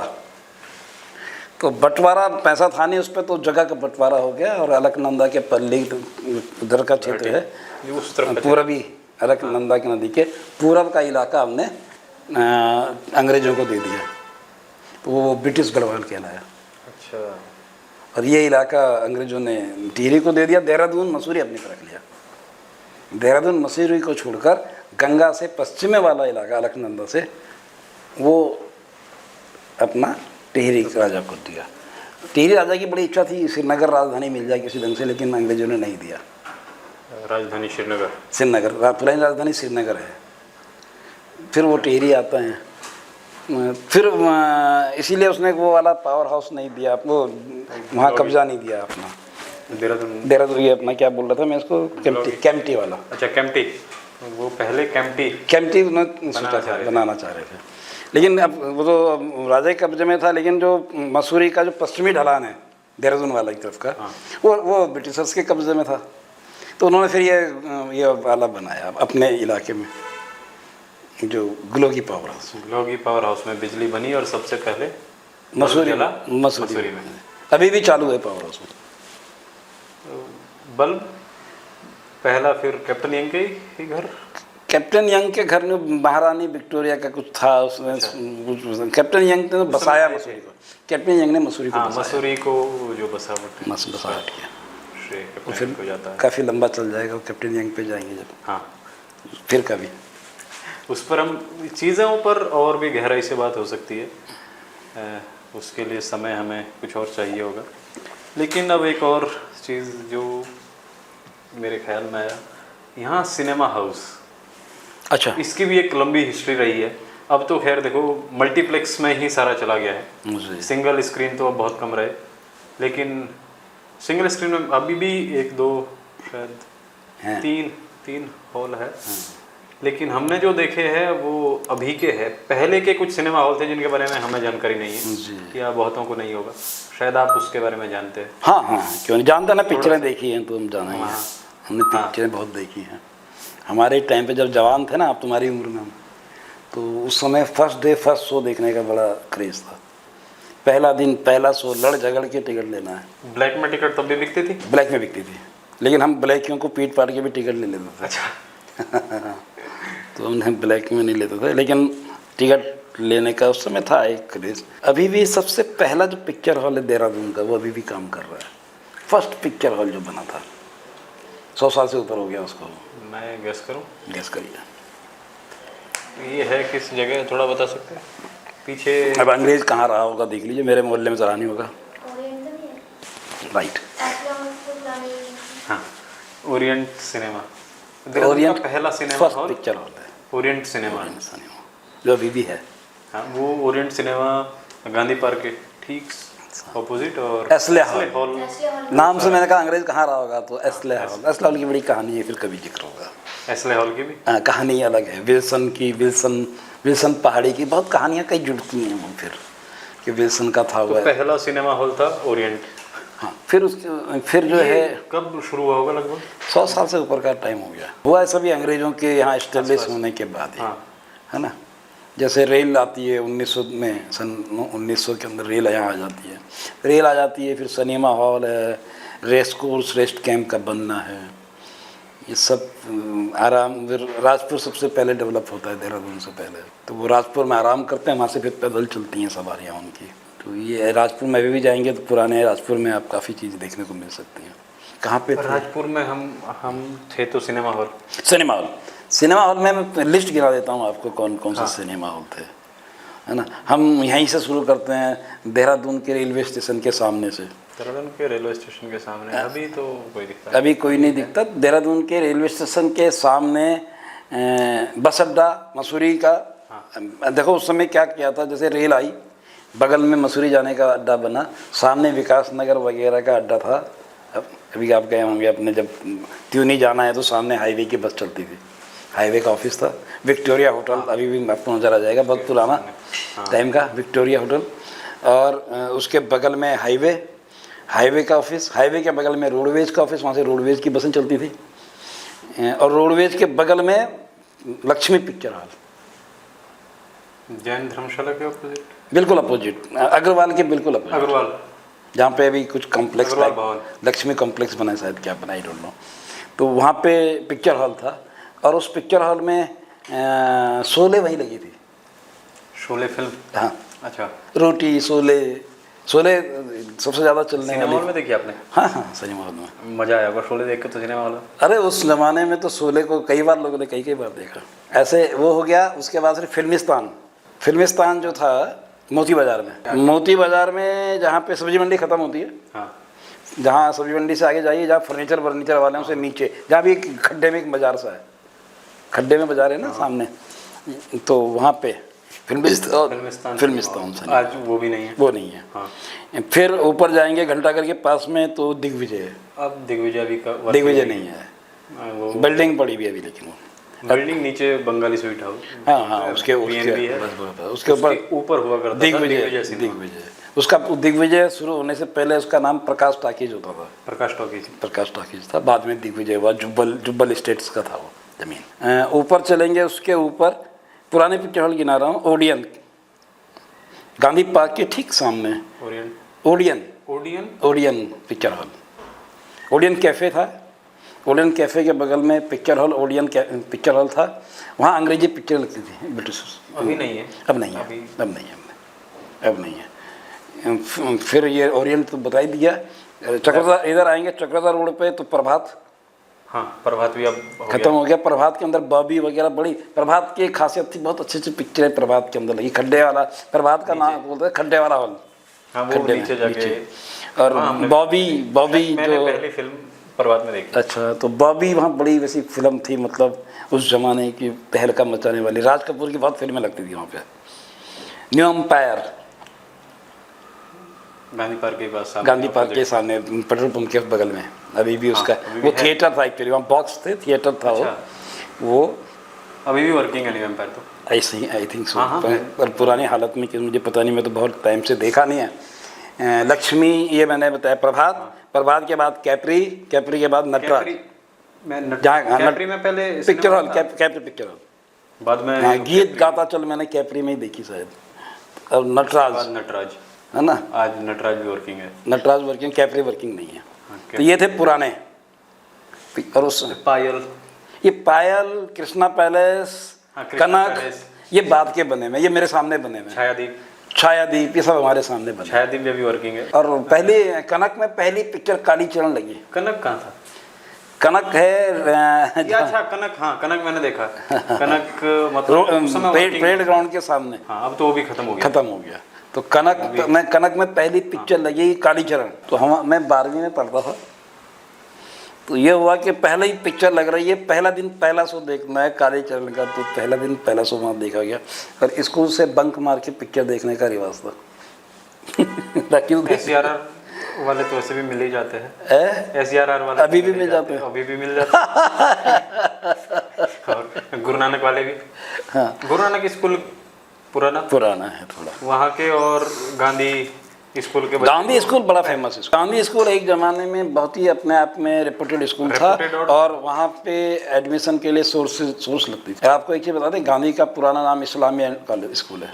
Islamia school, Gandhi inter college का पुराना नाम Islamia inter college high school है। इंटर कॉलेज नहीं, हाई स्कूल था, उससे जूनियर हाई स्कूल रहा होगा शायद, या हाई स्कूल रहा होगा। लेकिन पार्टीशन जब हुआ, पार्टीशन के बाद उसमें सोसाइटी नहीं आई और उसको गांधी स्कूल बनाया गया। लेकिन उससे पार्टीशन से पहले वो मुसलमानों का इस्टेब्लिश किया हुआ स्कूल है। और गांधी स्कूल पढ़ाई के लिए भी फेमस था, बहुत फेमस, बहुत अच्छी पढ़ाई। मतलब वहाँ पे कहता हूँ, एडमिशन के लिए लोग सोर्स लगाते थे, बड़ी मुश्किल से एडमिशन होता था। ये था गांधी स्कूल डिस्पेंसरी रोड के स्टार्टिंग में ही है, खुशीराम लाइब्रेरी के पीछे। तो वो जब एजुकेशन पे कभी सीरीज बनाएंगे तो एजुकेशन पे अलग चर्चा हो सकती है कि देहरादून का एजुकेशन सिस्टम अब बना हुआ है, उससे पहले भी ऐसे स्कूल रहे हैं। जी हाँ, जी हाँ, उससे पहले का ये महिला शिक्षा के ऊपर एजुकेशन की बड़ी रिच हिस्ट्री है, बड़ी रिच हिस्ट्री है। कृष्णा पैलेस काफी समय तक रहा, मतलब उसके बिल्डिंग तो रही बट वो बंद था, ये डिस्प्यूट वगैरह भाइयों में हुआ जी। ये प्रेम नगर वालों का था, भाटिया लोगों का, तालाब इसके प्रभात के ठीक ऑपोजिट। आपके समय टिकट कितना था प्रभात में? मैंने 1 रुपया 10 पैसा पहली फिल्म देखी 1 रुपये 10 पैसे में देखी। पहले नहीं देखते, हम 1 रुपये 10 पैसे में थे, 110 उसको 110 बोलते थे। हॉल में सीटियाँ बजने का, सुनने का अलग रिवाज था। वो प्रभात में सबसे ज़्यादा सब जगह था, सब जगह प्रभात। नाइट 11 बजे नाइट शो 11 बजे, तब यही टाइमिंग रहती थी 9 से 12 नहीं, नाइट शो। मॉर्निंग शो था 9 से 3, 3 से 6, 6 से 9, 9 से 12, 4 शो होते थे। तो 12 से 3 हम जैसे जो स्कूल से बंक मारते थे, 3 से 6 फैमिली परिवार के साथ जाना, जिन्होंने, क्यों वही टाइम शूट करता था। 6 से 9 भी जो अच्छे ठीक ठाक लोग थे। 9 से 12 सड़क छाप, हम जैसे भी चल जाते थे कभी, या मजदूर लोग, मजदूर, रिक्शे वाला, ठेले वाला, घोड़े तांगे वाला, वो सीटी वीटी खूब बजाते थे, है ना। तो वो मतलब वो 9 से 12 रात का चलता था। वो नीचे जाके वो गेट पर वो ग्रेव सब होता था, मारामारी कई चीज़ की थी। मैंने देहरादून के अंदर फुटबॉल बड़ा फेमस था। पवेलियन के अंदर देहरादून की जनता भीड़ ऐसी मस्ती थी कि टिकट मिलना मुश्किल हो जाता था। हाँ, तो कुछ लोग तो ये गांधी पार्क वाले पेड़ों पर चढ़े रहते। मैंने खुद पेड़ पे चढ़ के फुटबॉल मैच देखा। गांधी पार्क में पेड़ पर चढ़ के मैंने खुद मैच देखा है, और वो मैच था JCT फगवाड़ा और मोहन बागान के बीच में। कुछ फेमस प्लेयर भी रहे हैं देहरादून से। हाँ, थापा क्या, श्याम थापा हिंदुस्तान की टीम में खेला। देहरादून का गढ़ी में गोरखा मिलिट्री स्कूल में पढ़ा। मोहम्मद स्पोर्टिंग क्लब, मोहन बागान, JCT फगवाड़ा, सब यहाँ बड़े बड़े टीमें खेलने आती थी। यार एक खेल का कल्चर था। और जब छूटता था वो खेल ना बंद, उस समय रेफरी की पिटाई भी जाती थी, इतना गुस्से में होता मसला। तो वो भीड़ ऐसी चलती थी कि पता नहीं क्या छूटा हो यहाँ से। आपके समय में लड़कियाँ फिल्म देखती थी? नहीं, बहुत कम, बहुत मतलब फैमिली के साथ चले गए, वैसे नहीं जैसे भी चले जाते हैं, मसा नहीं था। नहीं, वो तो मल्टीप्लेक्स में तो, हाँ तो मल्टीप्लेक्स हो गया। उस समय लड़कियाँ परिवार के साथ ही देखते थे, महिलाएं अपने बच्चों के माँ बाप के साथ में। उस समय भी ये प्रभात में बालकनी थी जी। कितना टिकट था बालकनी का? बालकनी में तो यार ऐसे ही रहा होगा, मैं 3 रुपये का शायद टिकट रहा है मेरे ख्याल से, तो 303 का। कि जब मैंने पहली बार देखा तो नीचे तो 40 रुपये का टिकट था। और लेकिन हम बालकनी में नहीं देखते थे, हमारी मजा तो उस लाइन में। हाँ नहीं, वो भी उस लाइन में भी है, और इतना पैसा भी नहीं होता था बालकनी के लायक। हाँ, पर एक बार बॉक्स में बैठ के हमने देखा, बॉक्स में।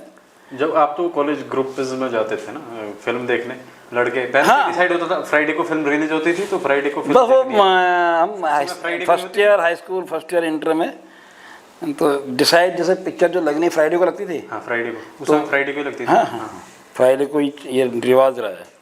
और उससे पहले उस पिक्चर का एक विज्ञापन बहुत होता था। तो विज्ञापन के क्या माध्यम थे कि घोड़े तांगे के अंदर वो उसने होल्ड लगाया बोर्ड उसका, और उसमें ढोल बजा के वो चलता था पूरे शहर में पिक्चर का लिए। पूरा गुट बनता होगा, गांधी स्कूल का एक और उधर गुरु नानक का एक। वो अलग अलग स्कूल जाते करते, झगड़े भी होते थे दोनों में, तीनों में झगड़े भी काफ़ी हुए।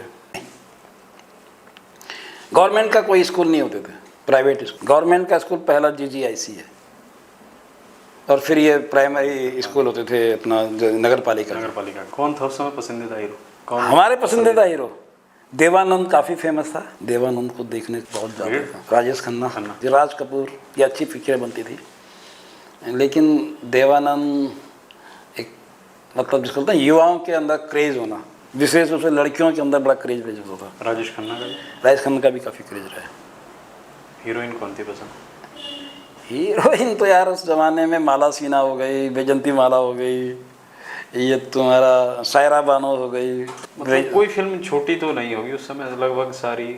अक्सर एक दौर ऐसा था वो 70 से लेके 80 तक का, कि उस जमाने में मतलब जो भी कितनी पिक्चरें आई हैं सभी देखी होंगी। अब नहीं देखते। लास्ट फिल्म कौन सी देखी थी हॉल में? हाँ। मैं तो पुराने हॉल में नहीं, अभी जो भी लास्ट फिल्म हॉल में देखी आपने? अच्छा, लास्ट फिल्म मैंने लिपस्टिक अंडर माय बुर्का। अच्छी फिल्म थी, ठीक थी। आमिर खान का प्रोडक्शन हाउस जी। और फिर मेरे ख्याल से ये मुल्क बाद में आई या मुल्क पहले? बाद में आई है। मुल्क बाद। अभिनव सिन्हा की मुल्क। तो फिर मैंने मुल्क देखी है लास्ट। इन जगह जाके ही। एक फिल्म लापता लेडीज भी आई है, देखी? नहीं देखा। आमिर खान का प्रोडक्शन हाउस। अच्छा। और अच्छी फिल्म है, मुझे अच्छी लगी। लेकिन पिक्चरें कई, 3 इडियट बहुत सुंदर पिक्चर है। हाँ, अपने आप में लाजवाब। मुल्क बहुत अच्छी है, सबको देखनी चाहिए। मुल्क ओ माय गॉड, सबको देखनी चाहिए। तो कुछ ऐसी जगह देहरादून की जो हमको पता नहीं है, बट हमें पता होनी चाहिए। अगर हम कहीं किसी को कहें कि हम देहरादून से है, तो हमें उन चीज़ों की या उन स्थानों की जानकारी होनी चाहिए जो हमारा हिस्टोरिकली रिच रहा है, और हमारा एक सम्मान या गौरव ऐसा कहें, हमारी धरोहर है। वो तो कई ऐसी जगहों के अंदर देहरादून का जो फ्रीडम मूवमेंट है उसके अंदर काफ़ी रोल है। और फ्रीडम मूवमेंट में आपका खारा खेत, नमक आंदोलन 1930 में, तो वो यहाँ का हिंदुस्तान के अंदर एक तो नमक आंदोलन या तो डांडी मार्च में हुआ है, या फिर देहरादून के अंदर खारा खेत में हुआ है। बाकी और जगह डांडी के लिए भी उत्तराखंड के कुछ सदस्य। हाँ, ये अपना जो अपना खड़क बहादुर हैं, खड़क बहादुर गए थे उस मार्च में, शामिल हुए थे। और खड़क बहादुर का भी अलग इतिहास आएगा जब कभी जिक्र होगा। तो खड़क बहादुर गए, वो पहले वो जेल जाल में बंद थे, सुभाष चंद्र बोस ने उसको छुटवाया था खड़क बहादुर को। एक मर्डर में बंद हुए थे वो खड़क बहादुर। उसके बाद वो गांधी जी के पास गए, गांधी जी की यात्रा में वो शामिल हुए। तो उन्होंने जिक्र किया कि हमारे देहरादून के अंदर एक नदी है, उसमें नमकीन पानी आता है, उसका नाम नून नदी है। नून माए नमक होता है, पहाड़ी में आज भी नूनी बोलते हैं। हाँ, नूनी बोलते हैं। तो नखारा पानी है, तो उन्होंने कहा यहाँ क्या कर रहे हो तुम, जाओ वहाँ पे और वहाँ करो इसको। तब वो यहाँ आए, यहाँ के कुछ लोगों को इकट्ठा किया, कांग्रेस के पुराने लोगों को, और वहाँ नमक बनाया गया, जिसको यहाँ बेचा गया टाउन हॉल में। टाउन हॉल में बेच के कानून तोड़ा। कानून तो बेचने में टूटेगा ना, तो वो सजाएँ हुई उसमें। तो नमक एक तो वो हमको जगह है। रिवोल्यूशनरी हिस्ट्री के अंदर हमें जो देखना चाहिए वो है रास बिहारी बोस। रास बिहारी बोस घोसी गली में रहते थे, और यहाँ सर्विस करते थे वो FRI के अंदर। यहाँ सर्विस करते हुए वो क्रांतिकारी लोग थे। तो जो लॉर्ड हेस्टिंग्स के ऊपर बम फेंका दिल्ली में जाके, तो लेकिन वो बच गया, हेस्टिंग्स बच गया। वो तुरंत देहरादून आए, यहाँ से छुट्टी ली थी। अभी FRI से अभी भी एप्लीकेशन की मिल जाएंगी, उनके दस्तावेज मिल जाएंगे। तो फिर तुरंत आके यहाँ कंडोलेंस भी कर गए। उस घटना का विरोध, कंडोलेंस किया, और उस घटना के विरोध में एक सभा कर दी, उन्होंने निंदा कर दी उस बम कांड की। तो इतना तेज मतलब काम करते थे। ये हमारी फ्रीडम मूवमेंट के हीरोज हैं। रास बिहारी बोस बड़ा नाम है। MN रॉय बड़ा नाम है, जरूर। MN रॉय बहुत बड़ा नाम है। पहला संविधान जो हिंदुस्तान का जो लिखा गया MN रॉय ने, और जो अपना ये INA जो सुभाष चंद्र बोस की बनी, इसका भी गठन MN रॉय ने किया था विदेश में जाके। MN रॉय देहरादून में रहते थे, इस पर तुम्हारा प्रीतम रोड के पास में, डालनवाला में। और बाद में वो पहले तो फर्स्ट इंटरनेशनल कम्युनिस्ट जो सेंटर बना था उसके वो मेंबर थे। लेनिन से मिले थे, लेनिन के साथ के थे। एम एन रॉय जी। एम एन रॉय, मानवनाथ राय करके कुछ है, एम एन रॉय। तो वो उनका जो प्रेडिक्शन होता था किसी भी पॉलिटिकल घटना पे बहुत गजब का होता था। तो वो यहाँ की हमारी वो है, मतलब धरोहर में यहाँ की कर्मभूमि रही है एम एन रॉय को। ऐसे ही जो अपना तिलक रोड पे जो अपना ये है अनाथालय बाल बनीता रोड से थोड़ा लेफ्ट, हाँ। अगर चौक से आ रहे हो तो राइट में। हाँ, जंगलात के सामने। उसकी स्थापना महात्मा गांधी ने की, आप बोर्ड अभी भी दे सकते हैं। मोहनदास करमचंद गांधी के कर कमलों द्वारा उसका हुआ। हमें राजपुर से ऊपर जाएंगे सैंसई आश्रम, वहाँ जो पेड़ लगा हुआ पीपल का, सैंसई आश्रम से सामने जो है जो ये रिट्रीट सेंटर जिसको बोलते हैं, रिट्रीट सेंटर तो मैं गया हूँ कि वहाँ पे पीपल का पेड़ है, गेट के अंदर घुसते ही, जैसे ही गेट खोलो घुसते ही पीपल का पेड़ आता है। वो पीपल का पेड़ भी जो है महात्मा गांधी द्वारा लगाया गया, उसमें पत्थर अभी भी इधर से पैदल है, इधर को उनकी वो पार्किंग है। जी जी जी जी। तो वो है खड़क बहादुर का रहने का जो था, मैं बता रहा था, वो नेहरूग्राम रहते थे खड़क बहादुर। आपके दुर्गामल आइए नहीं के, जिसका दुर्गामल पार्क कभी चौक भी है ना, चौक भी है। तो वो लच्छी वाला रहते थे। शहीद केसरी चंद देहरादून के अंदर फिर अपना सजो के रखने का ये है। जवाहरलाल नेहरू जहाँ रहे हैं जेल, पुरानी जेल। जब अंग्रेज यहाँ आ गए तो कचहरी के अंदर मिस्टर जो शोर, तो पहला superintendent, first superintendent of zone, उनका बनाया हुआ पहला कुआं अभी भी है खंडर उसके, जहाँ पे डिप्लोमा इधर से आएंगे पीछे के रास्ते, डिप्लोमाधारियों का ऑफिस सा कुछ हॉल सा है, उसके बगल में एक खंडर है। उसकी कहावत है वहाँ फांसी दी जाती थी, फांसी नहीं दी जाती थी, वो कुआं है, कुआं है। पहला कुआं वहाँ खुदवाया था अंग्रेज अधिकारी ने, शौर्य ने। वो भी धरोहर है हमारी। तो फर्स्ट वर्ल्ड वॉर का सैनिकों का स्मारक है जो आज, जिसको उन्होंने ढक पिट दिया, वो भी देखने लायक है। आपने देखा नहीं होगा किसी ने भी। वो कहाँ पर? वो ओरिएंट जो क्रॉसिंग है। अच्छा, बस समझ गया मैं, जहाँ पर वो बांस के झुंड हैं जहाँ पर। मतलब एक तो हम आज पॉलिटिकली थोड़ा हम टच नहीं कर रहे हैं चीज़ों को, इस पर पॉलिटिकल रोल हो सकता है, क्योंकि वो चीज़ें वहाँ पर नेहरू जी की मूर्ति भी अलग हुई, वो नहीं देखी होगी, वो घास फूस में दबी पड़ी है, जबकि वो हमारी धरोहर है। वहाँ पे नाम उनके जो ट्रिब्यूट, जो फर्स्ट वर्ल्ड वॉर के जो हमारे शहीद हैं, उनके ट्रिब्यूट में स्टोन है ब्रिटिश उसका लगाया हुआ। कभी आप अंदर घुस के देखना उसको, है ना। तो वो है।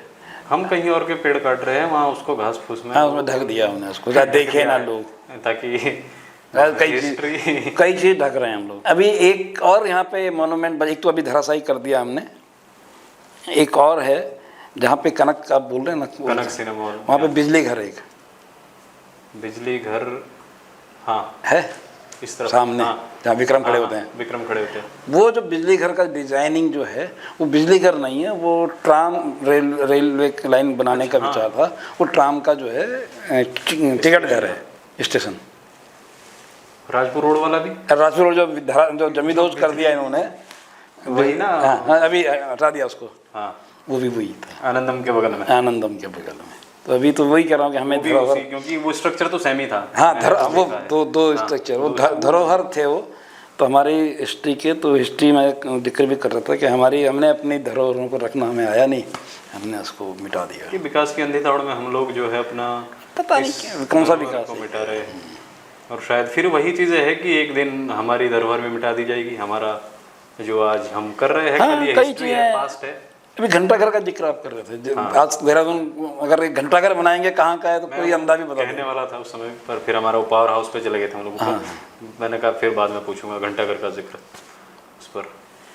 अब तो देखो घंटाघर भी कुछ एक जो मुझे उसका इफेक्ट पता है कि वो षटकोणी है, बाकी उसकी जो घड़ियाँ हैं बाहर से लाई गई थी जी, लेकिन अब तो स्वरूप बदल सा रहा है क्या। षटकोण तो है, हाँ, वो अभी भी है। घड़ियाँ बदल दी गई हैं। हाँ। घड़ियाँ इलेक्ट्रॉनिक हो गई हैं। वो उस जमाने की घड़ी नहीं रही जो चाबी से भरी जाती थी। तो किसने बनवाया था ये? असल में देहरादून शहर के अंदर रईस थे, बलबीर टावर इसका नाम था। घंटाघर का नाम पहले बलबीर टावर। बलबीर बड़े व्यापारी यहाँ के थे, रईस थे, और उनकी मृत्यु हो गई तो कुंवर बलबीर की याद में उनकी माँ, उनकी पत्नी मनभरी देवी ने इसको बनवाया। उनका भाई, उनका लड़का, उन्होंने इसको बनवाया साल 1953 आज़ादी के बाद। अच्छा। इसकी जो शिलान्यास किया वो सरोजनी नायडू ने इसका शिलान्यास किया, और लाल बहादुर शास्त्री तत्कालीन रेलवे मंत्री ने इसका लोकार्पण किया। तो ये आज़ादी के बाद का हमारा मोनूमेंट है जो इस शहर की पहचान आज खड़ी है। और ठेकेदार घंटाघर बनाने का क्या था, पहले किसी के सम्मान में घंटाघर बनाने की एक रिवाज था। तो टिहरी में भी है। टिहरी में भी है, वो विक्टोरिया के सम्मान में है, महारानी विक्टोरिया के, टिहरी वाला घंटाघर। हाँ। ये इन्होंने अपने रईसों ने अपने सम्मान के लिए खड़ा करा। तो फिर बाद में ये देहरादून की यादों और उसकी पहचान हाँ, क्योंकि ज़मीन तो नगर निगम ने, नगर पालिका ने दी, तत्कालीन नगर पालिका में दी थी। और कभी इसको डिटेल में जाएंगे इस पर, तो इस पर कुछ विवाद भी था, और दूसरे शहर के जो दूसरे रईस थे चिड़े भी हो, तो उन्होंने कई अड़ंगे लगाने की कोशिश की। फिर जो यहाँ नगर निगम के चेयरमैन थे लाला उग्रसेन, उन्होंने जो है सलाह दी उनको, मनभरी देवी उनको, कुंवर साहब को, कि आप ऐसा करो, सरोजनी नायडू को इसको शिलान्यास के बुला लो। सरोजनी नायडू उस समय बड़ी संयुक्त प्रांत की गवर्नर होती यूपी में, जब हम यूपी में थे, उत्तराखंड उस समय यूपी का संयुक्त प्रांत था, यूपी भी नाम नहीं था, यूनाइटेड प्रोविंस। तो उनसे करा दीजिए तो सबकी बोलती बंद हो जाएगी। तो उन्होंने किया, तो वैसे ही हुआ, सबकी बोलती, सबने अपना बनाओ। तांगा स्टैंड था पुराना, नलखे वहाँ होते थे, तांगे खड़े होते थे। विक्रम आ गया, वैसे विक्रम भी बाहर से ही आया है। विक्रम तो बहुत बाद में आया, पहले तांगा यहाँ का मुख्य सवारी होता था, लोकल जो थे ना तांगा, स्कूल जाने के लिए, कहीं जाने के लिए, दो जाने के। लास्ट में बहुत आखिर तक तांगा चलता रहा यहाँ पे, 2000 के लग तक मेरे ख्याल से, ये इंदर रोड वाले के लिए, दोनों पीछे आखिरी तांगा वहाँ तक चला। तो तांगा सवारी थी, साइकिल, तांगा, यही सवारियाँ होती थी, बसों के अलावा पैदल। खड़ग बहादुर का जिक्र निकला था, तो एक वैसे मेरे नाम आया जहन में, खड़ग सिंह बाल्दिया जी से मिले थे? ये ज्योग्राफी में जानते हैं? हाँ, मिला हूँ मैं। Great person, great scientist, great scientist. और अब अपना नहीं है हमारे बीच। अब नहीं है। मैंने इनका लेक्चर सुना था वाडिया में, वाडिया इंस्टीट्यूट, और बहुत और वो सरस्वती रिवर के ऊपर था। बहुत जगह उत्तराखंड में इन्होंने काम किया है। इनकी किताब भी थी खड़ग सिंह बाल्दिया जी की। अच्छा, नाम मुझे याद नहीं आ रहा। मैंने जो स्टार्टिंग में किताबें पढ़ी उनमें से एक भी थी, उनकी ऑटोबायोग्राफी है वो। बहुत शानदार व्यक्ति थे। पर हम इतने निकृष्ट हम लोग हैं। अभी क्या हुआ, जो ये मैं बता रहा हूँ घंटाघर, इनका स्टोन लगा हुआ है वहाँ पे, घंटाघर, मनभरी देवी का, बलबीर टावर का इन्होंने दिया। मतलब जो इसके पीछे के हाँ लोग हैं इन्होंने क्या करा, उसको कवर करके ढक दिया, अंदर कोई जा ही नहीं सकता, देख भी नहीं सकता। अब तो वो थोड़ा बीच में फुहारे चला दिए, फुहारा हो गया, टाइल्स हो गया। तो टाइल्स को हमने क्या प्रतीक माना मुझे नहीं पता क्या विकास होता है टाइल लगा के, लेकिन टाइल्स से हमने पूरा को कवर कर दिया। अब कोई नई पीढ़ी उसको जान भी नहीं सकेगी कि ये घंटाघर बनाया किसने। अदरवाइज वहाँ जाके देख के आदमी उस पत्थर को पढ़ने के बाद समझ लेता था। ये जो चीज़ें बता रहे हैं आप लोग, ये सुन रहे हैं, हमारी कोशिश है कि हम किसी दिन आपको ये सब चीज़ें ऑन ग्राउंड पर भी दिखाएंगे। इनमें से कुछ बहुत महत्वपूर्ण है, जैसे घंटाघर हो गया है। अब 1948 को इसका शिलान्यास हुआ है, जुलाई 1948 में, 53 में। ये पुरानी जेल जिसकी एक बहुत रिच हिस्ट्री रही है, जो अब अपने अंतिम दिन गिन रही है, उस पर भी हम किस दिन सर के साथ उसको कवर करेंगे ऑन ग्राउंड जाकर, क्योंकि वो हमारी धरोहर है और हमें जानना चाहिए, जरूर जानना चाहिए, संजोना भी चाहिए। ये एक डिजिटल लाइब्रेरी बन रही है जो हम रिकॉर्ड कर रहे हैं। जब तक ये इंटरनेट का एरा रहता है तो शायद रहेगी, जब तक डेटा। रेलवे स्टेशन अपने आप में हमारा हाँ धरोहर है। 1900 में रेल आई थी यहाँ पर, उसके बाद ही सब कुछ चलता है। ऐसे ये था खड़ग सिंह बाल्दिया जी। मुझे खुद भी जब तक होशोवास सही से आया तब तक वो चले गए थे। आपको ये ज़रूर देखना चाहिए जब आप इस जा रहे हैं, तो ये जो फॉरेस्ट स्कूल, पहला फॉरेस्ट स्कूल इस हिंदुस्तान में बना था, रेंजर्स कॉलेज के नाम से, जो है जो तिब्बती बाजार के पीछे, बाजार के पीछे 1874 का बना हुआ है वो है। और ब्रैंडिस, मिस्टर ब्रैंडिस को लाया गया बॉटनी, फर्स्ट बॉटनिकल सर्वे वाले, बॉटनी का जिसका नॉलेज था, वरना उससे पहले हमारे यहाँ बॉटनी वगैरह सब्जेक्ट नहीं होता था। तो अंग्रेजों ने लूटा है, लूटने से पहले उन्होंने उसकी स्टडी की है, कैसे लूटेंगे इसको, मतलब वो सिस्टमेटिक वे में उन्होंने लूटना था काम करा है। हाँ, तो वो अलग हिस्ट्री। हमारा घंटाघर से पहले एक और घड़ी देहरादून के अंदर है, वो है सर्वे ऑफ इंडिया में, वो आज भी उसी स्थिति में। सर्वे ऑफ इंडिया ऊपर रही है, ये सर्वे चौक जहाँ से आप रोज स्कूल जाते हैं, तो वो सर्वे ऑफ इंडिया का म्यूजियम, कभी अगर आपको लगे मौका ज़रूर जाना चाहिए। तो उस म्यूजियम में आप घड़ी, पुरानी घड़ी आज भी उसी स्टाइल पे काम करती हुई नज़र आ जाएगी।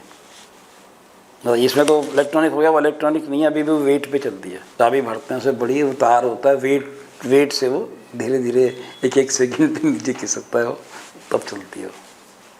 तो इससे पुरानी घड़ी है। उसका जाके सर्वे का एक अलग इतिहास है यहाँ का, ट्रिग्नोमेट्रिकल सर्वे ऑफ इंडिया, सर्वे से पहले उसका नाम वो था। वो जो एवरेस्ट थे, मिस्टर एवरेस्ट, वो एवरेस्ट कहीं नहीं गए, वो मसूरी तक ही सीमित रहे, वहाँ तक एवरेस्ट हाउस जो है। लेकिन जो 78 डिग्री चाप, ग्रेट चाप ऑफ दुनिया का, वो मद्रास से शुरू किया चाप उठाना, और उसको उठाते हुए चाप को वो मसूरी तक ले आए थे।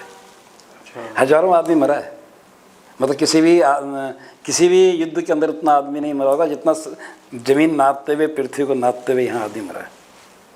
मलेरिया है, जाप पे जा, रंग बटरंग सब चीज़, तो वो अलग हिस्ट्री है। कभी उसकी मैं यहाँ पे अरुण कुमार असफल की किताब है 78 डिग्री, उसको जरूर पढ़ना।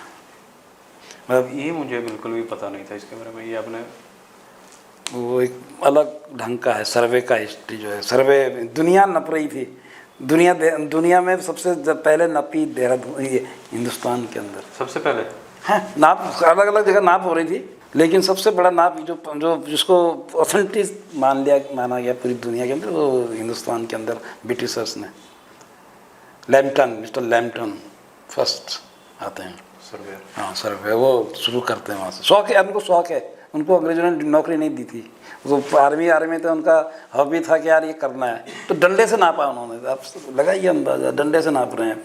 उसके बाद डंडा बार आई, बार में फिर उन्होंने ये म्यूटली देखा कि कितना ये गर्मी में गले फैलेगा, कितना सर्दियों में सुखड़ेगा। बहुत वो एक अपने आप में बहुत है। फिर बाद में ट्रिग्नोमेट्रिकली उन्होंने देखना शुरू किया उसको। अब लगा रहा, अब आर्क को लगाने में मद्रास से लेके यहाँ आने में क्या होगा। आर्क मतलब ऊपर से वो तारों को देखते हुए उसको ट्रिग्नोमेट्रिकल उसको मार्क करते हुए यहाँ आते हैं। समय भी बहुत लगा होगा, कई साल लगे, 2-3 पीढ़ी खत्म हुई, 50,000 आदमी खत्म हुआ। लैम्पटन से शुरू होकर यहाँ जॉर्ज एवरेस्ट ने ख़त्म किया ना। जॉर्ज एवरेस्ट ने ज्वाइन किया आगरा के आसपास में, और मतलब एक अलग ढंग का, तभी वो आज के जीपीएस हम आज तुरंत बोल देते हैं जीपीएस है यार काम करना, या कितना लेटीट्यूड लॉन्गिट्यूड पे इसका वो है हमारा कोऑर्डिनेशन। वो कोऑर्डिनेशन अगर वो ना करते कोऑर्डिनेशन ना बनता। वैसे ही नजरी नक्शे भी चल रहे होते कुछ। और कुछ ऐसा जो हमसे छूट गया हो और ब्रीफ में हमें आप हरि बता सकते हैं, क्योंकि हरि अनंत, हरि कथा अनंता हो रहा है, तो इसको फिर ये बात कर रहे हैं, क्या नाम है यार उसका पूरा, हाँ, लंबीधार माइंस को चुना लंबीधार वाला, भूतिया महल जैसे आज बोलते, भूतिया कॉटेज जिसे बोलते हैं सीधा में, लंबीधार माइंस। अच्छा, लंबीधार माइंस का ऐसा था कि जब ये देहरादून तो कैल्शियम कार्बोनेट काफ़ी है चूना। अब यहाँ के पहाड़ियों को तो हमें अकल नहीं थी कुछ, हमने कोई चूना चाना देखा था। जब पाकिस्तान से लोग आए, ये पंजाबी, ये कुछ जानते थे चूने के बारे में। इन्हें लगा यहाँ चूना है यार, इसका बिजनेस करना चाहिए, तो इन्होंने खान से फिर चूने का ब्याज निकालना शुरू किया। गवर्नमेंट को भी क्या परवाह थी, उसने कहा ठीक है हमें भी मिल रहा है कुछ, तो चूना निकलना शुरू हुआ। और चूने की जो ये सैंसधारा रोड पे, रायपुर रोड पे चुंगी वगैरह सारे चूने के भट्टे थे इधर। और लंबी धार जो उसको आप बोल रहे हैं, वहाँ सैंसधारा के पास में उधर से गट्टू, यहाँ गट्टू एक होता था उस समय। गट्टू वो ले जाने वाला? नहीं, गट्टू ट्रक है एक, मेरे ख्याल से जर्मन का है, कहाँ का है, उसे गट्टू बोलते थे, 4x4 उस ज़माने का। तो गट्टू क्या होता था, गट्टू को सड़क नहीं चाहिए होती थी, पहाड़ के ऊपर बिना सड़क के ही चढ़ जाता था। अच्छा जी। और वो उसमें सामान ये लोड अनलोड होता था। और मसूरी के जो नीचे चूना भट्टा के गांव के लोग हैं, भट्टा गांव वगैरह गांव के लोग हैं, ये ड्राइवर और क्लीनर और भरने वाले सब ये लोग थे। तो ये चूना भर के यहाँ आता था। चूना बहुत अच्छा यहाँ का था। यहाँ का 3 चीज़ बड़ी अच्छी हैं देहरादून की फेमस। यहाँ की चाय, चूना, चावल, चीनी, है ना, ये यहाँ की फेमस हैं। ऐसे यहाँ की फेमस विल्सन लिखते हैं कि साल, नोटियाल, कलाल, ये भी फेमस है। कलाल, साल, नोटियाल। तो कलाल मालूम, कलाल वो लोग हैं जो व्यापार, कलाल होते हैं बड़े पैसे वाले लोग, जितने आज ये माजरा वाजरा में बासमती की खेती करने वाले बड़े बड़े फार्मर्स हैं, ये सब कलाल हैं। ये शराब का धंधा करते थे किसी ज़माने में, मतलब खानदानी रूप से शराब बनाने का पेशा था इनका। लंबीधार माइन की स्टोरी क्या? तो लंबीधार वो तो उनके दफ्तर थे वहाँ पे लंबीधार माइंस में, और जो ऑफिस होते हैं खान खुदान के, जहाँ पे बाबू साबू सब बैठते, सब हिसाब किताब होता है, तोल ताल, ये वो ऑफिस हुआ करता था? हाँ, ऑफिस उनके रेजिडेंशियल ऑफिस थे खान के कर्मचारियों के, वहाँ रहते थे, करते थे। अब इंदिरा गांधी प्राइम मिनिस्टर थी। दून स्कूल में मिस्टर चंदानी हेड मास्टर थे। अब उनको खान जो थी, जो लंबीधार इसको आप बोल रहे हैं, वो बड़ी बदरंग दिखती थी, मतलब जैसे पहाड़ को खोद दिया हो पूरा, मतलब जिसको बोलते ना घाव, कई कई जगह घाव, वो मैं हमारे भी देखे हुए हैं वो। अब उन्होंने कहा उसको, इंदिरा गांधी को, कि मैडम आप प्राइम मिनिस्टर हैं, किसी ढंग से ये जो पहाड़ को हमने बर्बाद कर दिया, इसको आप बंद करिए, इसको ठीक करो, इसको बंद कर दिया। अब इंदिरा गांधी ने कहा देखते हैं। उस समय एनवायरनमेंट जैसी कुछ नाम नहीं था, ना एनवायरमेंटल सब्जेक्ट होता था। 75 से पहले की बात है? पहले की बात है, उसी के इर्द गिर्द की बातें हैं ये, 75-77 के बीच में। तो अब क्या करेंगे? तो उन्होंने कहा बिना स्टडी के तो बंद नहीं हो सकता, वैसे तो कह नहीं सकता किसी को बंद कर दो, बंद करने के पीछे आधार चाहिए कुछ। तो बंदोपाध्याय, गौतम बंदोपाध्याय थे, मैंने उनका इंटरव्यू भी लिया। तो उनको बुलाया, और बेंगलोर में थे कि आप देखो। तो उन्होंने यहाँ की स्टडी को किया, ज्योग्राफिकल स्टडी। हाँ, मतलब क्या क्या इससे नुकसान है, ज्योग्राफिकल, सोशली, ये सब चीज़ें। खेती को नुकसान, इसको नुकसान, क्यों बंद करने के पीछे आधार चाहिए ना आपको। हाँ, कि इसको इन्वायरमेंट को कितना नुकसान हो रहा है, खेती को कितना नुकसान हो रहा है। लेकिन उस समय कई मज़दूरों का, दूसरी पार्टियां, जो मजदूर वर्ग की पार्टियां थी, उन्होंने विरोध भी किया। उन्होंने कहा इससे हमारी रोजी रोटी ख़त्म हो जाएगी इसके बंद होने से। लेकिन बाद में ये हुआ कि नहीं, रोजी रोटी का, तो फिर पब्लिक जो जनहित याचिका पड़ी सुप्रीम कोर्ट के अंदर, हाँ, वो मसूरी की खदानों के ऊपर पड़ी, लंबीधार माइंस पर में। लंबीधार तो एक जगह है, वो जगह का आसपास का जो क्षेत्र है, कई माइंस चल रही हैं। तो वो उस पर सुप्रीम कोर्ट में लड़ा गया, और अवधेश कौशल उसको लड़ते थे, अवधेश कौशल, जिनका रूरल लिटिगेशन बाद में अभी ख़त्म है, पिछले 2 साल पहले। तो ये वहाँ जाते थे। और ये बंदोपाध्याय, मैंने बोला आपको, गंगोपाध्याय, बंदोपाध्याय क्या नाम है, आप इसको देख लेंगे कहीं पर। तो ये इन्होंने लड़ी, और लड़ने के बाद सुप्रीम कोर्ट ने आदेश दिया कि माइंस को बंद करना चाहिए। माइंस बंद करने के साथ साथ सुप्रीम कोर्ट ने यह भी कहा कि यहाँ माइंस बंद करने के साथ साथ जो आर्मी के रिटायर्ड लोग हैं, उनकी ऐसी फोर्स बने जो इस पर वृक्षारोपण करें।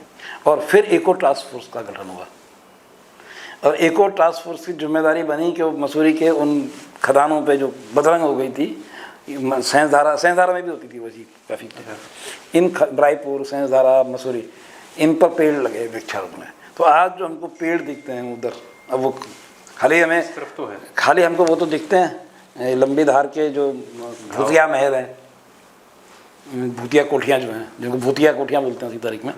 लेकिन वो खजाने का बहुत कम हमें नज़र आता है, पेड़ ज़्यादा नज़र आते हैं। तो पेड़, इको टास्क फोर्स ने पेड़ लगाया, और वो फिर दफ्तर ख़त्म हो गया, पूरा कारोबार ख़त्म हो गया चूने का, चूना और मार्बल का दोनों निकलते थे वहाँ से, वो ख़त्म हो गया। तो वो नीचे आगे दूसरे काम करने वाले लोग अपना दूसरे धंधों में लग गए, वो बिल्डिंगें वैसी खाली हैं। ऐसी। तो फिर इसके पीछे जो एक कहानी चलती है कि यहाँ पर कभी मजदूरों की मौत हो गई थी, उसके बाद ये बंद हुआ, बहुत सारे मजदूर मर गए थे। मजदूर तो जो खान में काम करता है तो मरता ही रहता है, उसमें कोई ऐसा नहीं है कि वहीं मरा हो। स्टोरी जो चलती है ना बहुत से पेजेस या बहुत से सोशल मीडिया पर, इन पर देखें ना, तो कि चटकारे लंबीधार में जो है एक बार कुछ हादसा हुआ जिसमें बहुत सारे लोग मारे गए एक साथ, तो उसके बाद ये बंद हुआ? नहीं नहीं हकीकत कुछ और है? नहीं नहीं, ये कोई हकीकत नहीं। बहुत सारे मर गए तब बंद हुआ नहीं है। ये बाकायदा मैं बताया दून स्कूल का हाथ है। दून स्कूल की इंदिरा गांधी का है। फिर गंगोपाध्याय की बात करें, उसने स्टडी है उनकी पूरा। ये है मेरे पे उसका इंटरव्यू जो लड़े थे इस केस को, और ये तब जाके ये सुप्रीम कोर्ट के आदेश पे बंद होती है कि भी हॉरर नहीं, वो सब अभी चटकारेदारी है यूट्यूब सोशल मीडिया में, कैसे चटकारे बनेंगे। हाँ, फेक स्टोरी है वो, कुछ नहीं है। सर और एक और लाल घर है, लाल कलर की किला जो घंटाघर के पास है, वो भी बहुत फेमस हुआ था कि उसके पीछे कुछ कंट्रोवर्शियल स्टोरी भी हुई थी। कहाँ लाल घर? मेन रोड में घंटाघर के पास में लाल घर, लाल किला, 4 फ्लोर का लाल कलर, जो लंबा दिखता है हमको, धारा चौकी के पास में। अच्छा, वहाँ पे है और सब नई बिल्डिंग बनी है। वो घंटाघर बनने से पहले का है। वो धारा चौकी की बात। और वो अभी बंद है, और अभी का वो महल है, दिखता है वो महल नहीं है, वो मकान है। वो मनसाराम बिल्डिंग्स वालों का, मनसाराम बैंक होता था एक, विंडलास के बगल वाली बात। हाँ हाँ, वो अभी भी है। वो उसके पुराने फोटोज भी है सर के पास। मेरे पास भी हैं फोटो, बहुत पुराने फोटो, जब ये सब डेवलप नहीं था। तो वो जो है मनसाराम, 2 बैंक होते हैं, भगवान दास बैंक एंड मनसाराम बैंक। तो ये बैंक उनकी बिल्डिंग्स हैं। ये भगवान दास क्वार्टर्स जो आपको दिखेंगे अभी भी हैं। भगवान दास नाम सुना है मैंने या पढ़ा हुआ। तो ये जो जोगबंदर हॉल है, जो अपना टाउन हॉल जिसको आज बोलते हैं हम लोग, हाँ, ये जोगबंदर उन्होंने दिया। भगवान दास बैंक में लिखा है, उसमें आज भी लिखा हुआ है। ये दिवालिया घोषित हो गए बाद में। अच्छा, दिवालिया हो गए तो अपना फिर वो कोठी ऐसी ही रहे। तो वो है, पर वो हमारी वो भी धरोहर है। कब गिरा उसमें, वो गिराने वाले उसमें है, उसकी लिस्ट जद्दोजहद में। जैसे उन्हें कैसे वो भी उसी की है, भगवान दास बिल्डिंग पूरी, जो LIC वाली, जो LIC वाली जो पूरा जो आता है ना, इन्होंने वहीं तो वो हुए ये दिवालिया, इन्होंने बना दी बड़ी बड़ी बिल्डिंगें वहाँ खरीदार तो ये बिल्डिंग पता नहीं है। कैबरी के ऑपोजिट हाँ पूरा उसको, हाँ वो एक ही डिजाइने बनी हुई हैं। हाँ, पूरी अपना यहाँ से चुखू मोहल्ले की जो बंगाली कोठी शुरू कर लीजिए, तो बाज वाली बिल्डिंग्स बोलते हैं उसको, बाज बने थे उसके ऊपर। तो वो पूरा जो वहाँ तक बिंदाल तक चली जाएगी डिपार्टमेंट तक, LIC। अब वो उनको खाली करने के LIC ने ऑर्डर दिए, बार आदेश आते रहते हैं। हाँ, तो वो उनका है वो। सर देहरादून में एक बेकरी का भी बहुत अच्छा इतिहास था। जी है, वो ब्रिटिशर्स आए तो बेकरी भी आई। घुसी गली में फेमस बेकरीज हैं। और घुसी जो है वो, घुसी मतलब घुसी बोलते हैं कि जो पशुपालक हैं, दूध का व्यापार करने वाले लोगों को घुसी कहा जाता है। उसमें हिंदू भी हैं, मुसलमान भी हैं, तो वो लोग रहते थे वहाँ पे, इसलिए घुसी गली नाम उसका हो गया। एक दो बेकरीज जैसे एलोराज काफ़ी पुरानी है। अभी एलोराज तो नहीं है इतनी पुरानी, पर वहाँ पे सनराइज वगैरह बेकरी, सनराइज है, ग्रैंड से, ये पुरानी बेकरी है। और पहले मोहल्लों में कई जगह बेकरी होती थी। गैलोड कब से है?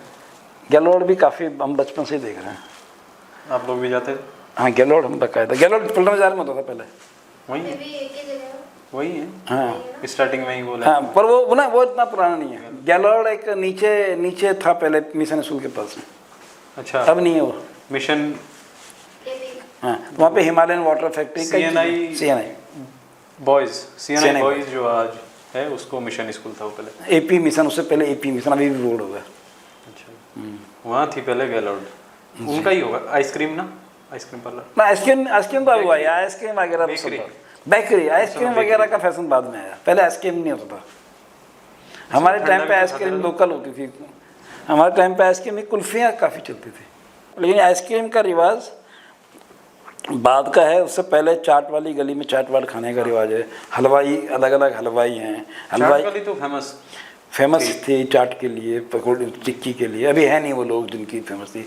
वहाँ ताराचंद टिक्की वाला था, उसकी टिक्की बहुत सुंदर होती थी। उसके बगल वाली जो बिल्डिंग है वो किसकी? वो भी उन्हीं की है, आप पढ़ना उसको, प्रीतम स्ट्रीट करके है। प्रीतम स्ट्रीट जो, हाँ, तो वो उन्हीं की है। अपना ये जिनकी आप बात कर रहे हैं, मकान दुकान जिनकी है, भगवान दास। जी हाँ, प्रीतम स्ट्रीट। कैसे लिखा, उसमें कैसे लिखा है, प्रीतम कैसे लिखा है, कैसे से होता। दून लाइब्रेरी बाद में, जो पहले वाला ढांचा था वो भी बाद में। पुरानी लाइब्रेरी यहाँ देखेंगे, पुरानी लाइब्रेरी में खुशराम लाइब्रेरी, पुरानी लाइब्रेरी गांधी रोड में कृष्ण लाइब्रेरी, गांधी स्कूल के ही पीछे है। हाँ, वो पुरानी लाइब्रेरी वो अड्डा भी हुआ करता है फकीरों के या घुमक्कड़ फक्कड़ लोगों को बैठे। वो उसके सामने चाय की दुकान जो है ना, वो कंडवाल की, तो अभी हुआ कंडवाल, उससे पहले वहाँ डिलाइट एक रेस्टोरेंट हुआ। देहरादून में 3 अड्डे होते थे पहले। तो डिलाइट था जहाँ पॉलिटिशियंस कुछ बैठते थे, उनकी ठगबाजी होती थी, जिसमें दीननाथ सलूजा, ज्योति बहुगुणा टाइप के कई सोशलिस्ट, कांग्रेस सब आते थे। एक अड्डा एलिट क्लास का था, वो ओडियन कैफ़े था। वहाँ एलिट वर्ग के लोग, अंग्रेजी टाइप के लोग बैठ के अपना बात करते बफे के आसपास, बफे के ऊपर, हाँ, Odeon cafe, Odeon picture hall था, फिर उसका ओडियन कैफ़े था। एक साहित्यकारों का अड्डा था जहाँ पे कोई लिखने पढ़ने वाले नाटककार बैठते थे, वो टिप टॉप था। टिप टॉप है गोयल फोटो कंपनी के सामने, चक्र रोड। हाँ, तो वो काफ़ी साहित्यकारों का अड्डा रहता था वहाँ पे गप आने का, जिसमें मुख्य साहित्यकारों में ओम प्रकाश वाल्मीकि, पंत जी, अपना ये अवधेश, हरजीत, इस ढंग के लोग आते थे। हम भी वहाँ चाय पीने जाते, मतलब गप सब लगती रहती थी। वो यहाँ मौसम और आपके मौसम में क्या डिफरेंस है? बहुत ज़्यादा अंतर है, बहुत ज़्यादा अंतर है। पहले बर्फ भी पड़ती थी देहरादून में शायद। जी, एक बार राजपुर रोड पे बर्फ़ मैंने खुद रोए को पड़ते हुए देखा है, घंटा घर मतलब पे। वो स्थिर नहीं हुआ, स्थिर पड़ते हुए खाली नीचे ज़मीन पे आता था, गल जाता है। तो ऐसी और भी बहुत सारी जानकारियाँ हैं हमारे पास क्या सर के पास है जो जानकार है, तो हम उसे एकत्रित कर रहे हैं डिजिटल लाइब्रेरी के तहत। आपको हमारा ये प्रोग्राम पसंद आया है तो लाइक भी करना और शेयर भी करना, हमें भी अच्छा लगेगा कि हमारा काम कोई देख रहा है और ये जानकारियाँ महत्वपूर्ण है। और बहुत सारे मिथ भी आपसे दूर होंगे, जैसे लंबीधार माइंस का जो मिथ चलता है उसकी कहानी कुछ और है, साथ में वो हिस्टोरिक भी है, क्योंकि अगर वो पहली PIL दाखिल हुई है भारत में तो उस पर है। और सर के साथ हम फिर मिलेंगे किसी और दिन और जुड़ेंगे, ग्राउंड पर भी हम लोग मिलेंगे, जो मैंने पहले भी कहा, कुछ जगहों को एक्सप्लोर करेंगे। तो सर आज की मुलाकात आपको कैसी लगी, पहले आप ये बता दीजिए। अच्छा लगा मिलके आप लोगों से, और पुराने देहरादून पे बातचीत करना तो मुझे अच्छा लगता ही है, और आप उस पर काम कर रहे हैं तो आपको शुभकामनाएं। इसके अलावा जैसे अभी तो समय की कमी है, सर जो है बहुत जगहों पर घूमे भी है, घुमक्कड़ी करी है, वो मेरा शौक है। शौक है तो शौकिया तौर पर भी आपको उस पर नॉलेज मिलेगी। इसके लिए मैं आपको ये कहूँगा कि घुमक्कड़ चलदा एक चैनल है यूट्यूब पर, जाकर उसे सब्सक्राइब कीजिए और देखिए, वहाँ ब्लॉग विद नॉलेज है जो मैंने एक्सप्लोर करा है वो। तो सर इसके अलावा एक और बात कह दीजिए कि ट्राइपॉड प्रोडक्शन को आप देख रहे हैं, तो ट्राइपॉड प्रोडक्शन का मैं शुक्रिया अदा करता हूं कि आपने मुझे बुलाया और इस लायक समझा कि मैं कुछ देहरादून के बारे में कुछ बात करूं, सहयोग कर पाऊं, उसके लिए मैं आपका शुक्रगुजार हूं। और मैं सभी आप लोगों से भी चाह रहा हूं, दर्शकों से जो इस चैनल को देख रहे हैं, कि आप ट्राइपॉड प्रोडक्शन का सब्सक्राइब करें, शेयर करें, लाइक करें, और जितना इसको फैला सकते हैं, क्योंकि ये ऐसी यादें हैं जिनको संजो के रखना हमारी जिम्मेदारी भी है, धरोहर हैं। और आपका शुक्रिया कि आप उस दिशा में सोच रहे हैं। और हमारे अगले कुछ पॉडकास्ट वो भी अच्छे होंगे, क्योंकि सर को कुछ लोग मैंने बताए हैं जिनके साथ हम आगे भी नहीं, बहुत सुंदर है और काफ़ी अच्छा काम कर रहे हैं आप लोग, तो आप बधाई के पात्र हैं। और बस आपसे इतना ही कहूँगा, इस चैनल को, इनका जो चैनल है इसको सब्सक्राइब करो और इसको पूरा देखिए ना। हाँ, और इसके अलावा एक और जो अंत में मेरी जिम्मेदारी है ये कहना कि यहाँ पर हम 2 लोग हैं, इसके अलावा भी कुछ लोग कैमरे के पीछे है जो हमारे साथी है, हमारी टीम का हिस्सा है। आयुष है तो कैमरे के पीछे आप काम कर रहे हो, शुक्रिया आयुष। शैलजा कनियाल है, हमारी टीम की सदस्य है, उनका भी शुक्रिया। और इसके अलावा एक और दोस्त है, हमारी टीम का सदस्य नहीं है लेकिन हमारे लिए टीम से ज़्यादा इम्पोर्टेंट है, ज़्यादा ज़रूरी है, आयुष नेगी। शुक्रिया दोस्त, कैमरे के पीछे बहुत सारा काम जो है आयुष नेगी का है। आप सभी का एक और बार शुक्रिया, और अगर ये हमारी प्रस्तुति पसंद आई तो शेयर कीजिए और लाइक कीजिए, और कमेंट करेंगे तो हमें अच्छा लगेगा। और हमारी अगर कोई गलतियां हैं तो भी आप कमेंट करके बता सकते हैं। किसी खास व्यक्ति से अगर आप चाहते हैं हम ऐसी वार्ता करें वो भी हमें आप नाम बता सकते हैं, कमेंट में लिखिए या हमारे कॉन्टैक्ट जो है उसमें हमें मेल कीजिए या फिर हमारे सोशल मीडिया हैंडल से आप हमसे जुड़ सकते हैं, वहाँ बताइए, हम उनसे ज़रूर कोशिश करेंगे कि उनसे मिले और वो अच्छा कंटेंट आपके लिए लाएँ। तो आज के लिए शुक्रिया। मैं शिव डोभाल हूँ और विजय भट्ट जी मेरे साथ थे आज के guest. Thank you. Thank you.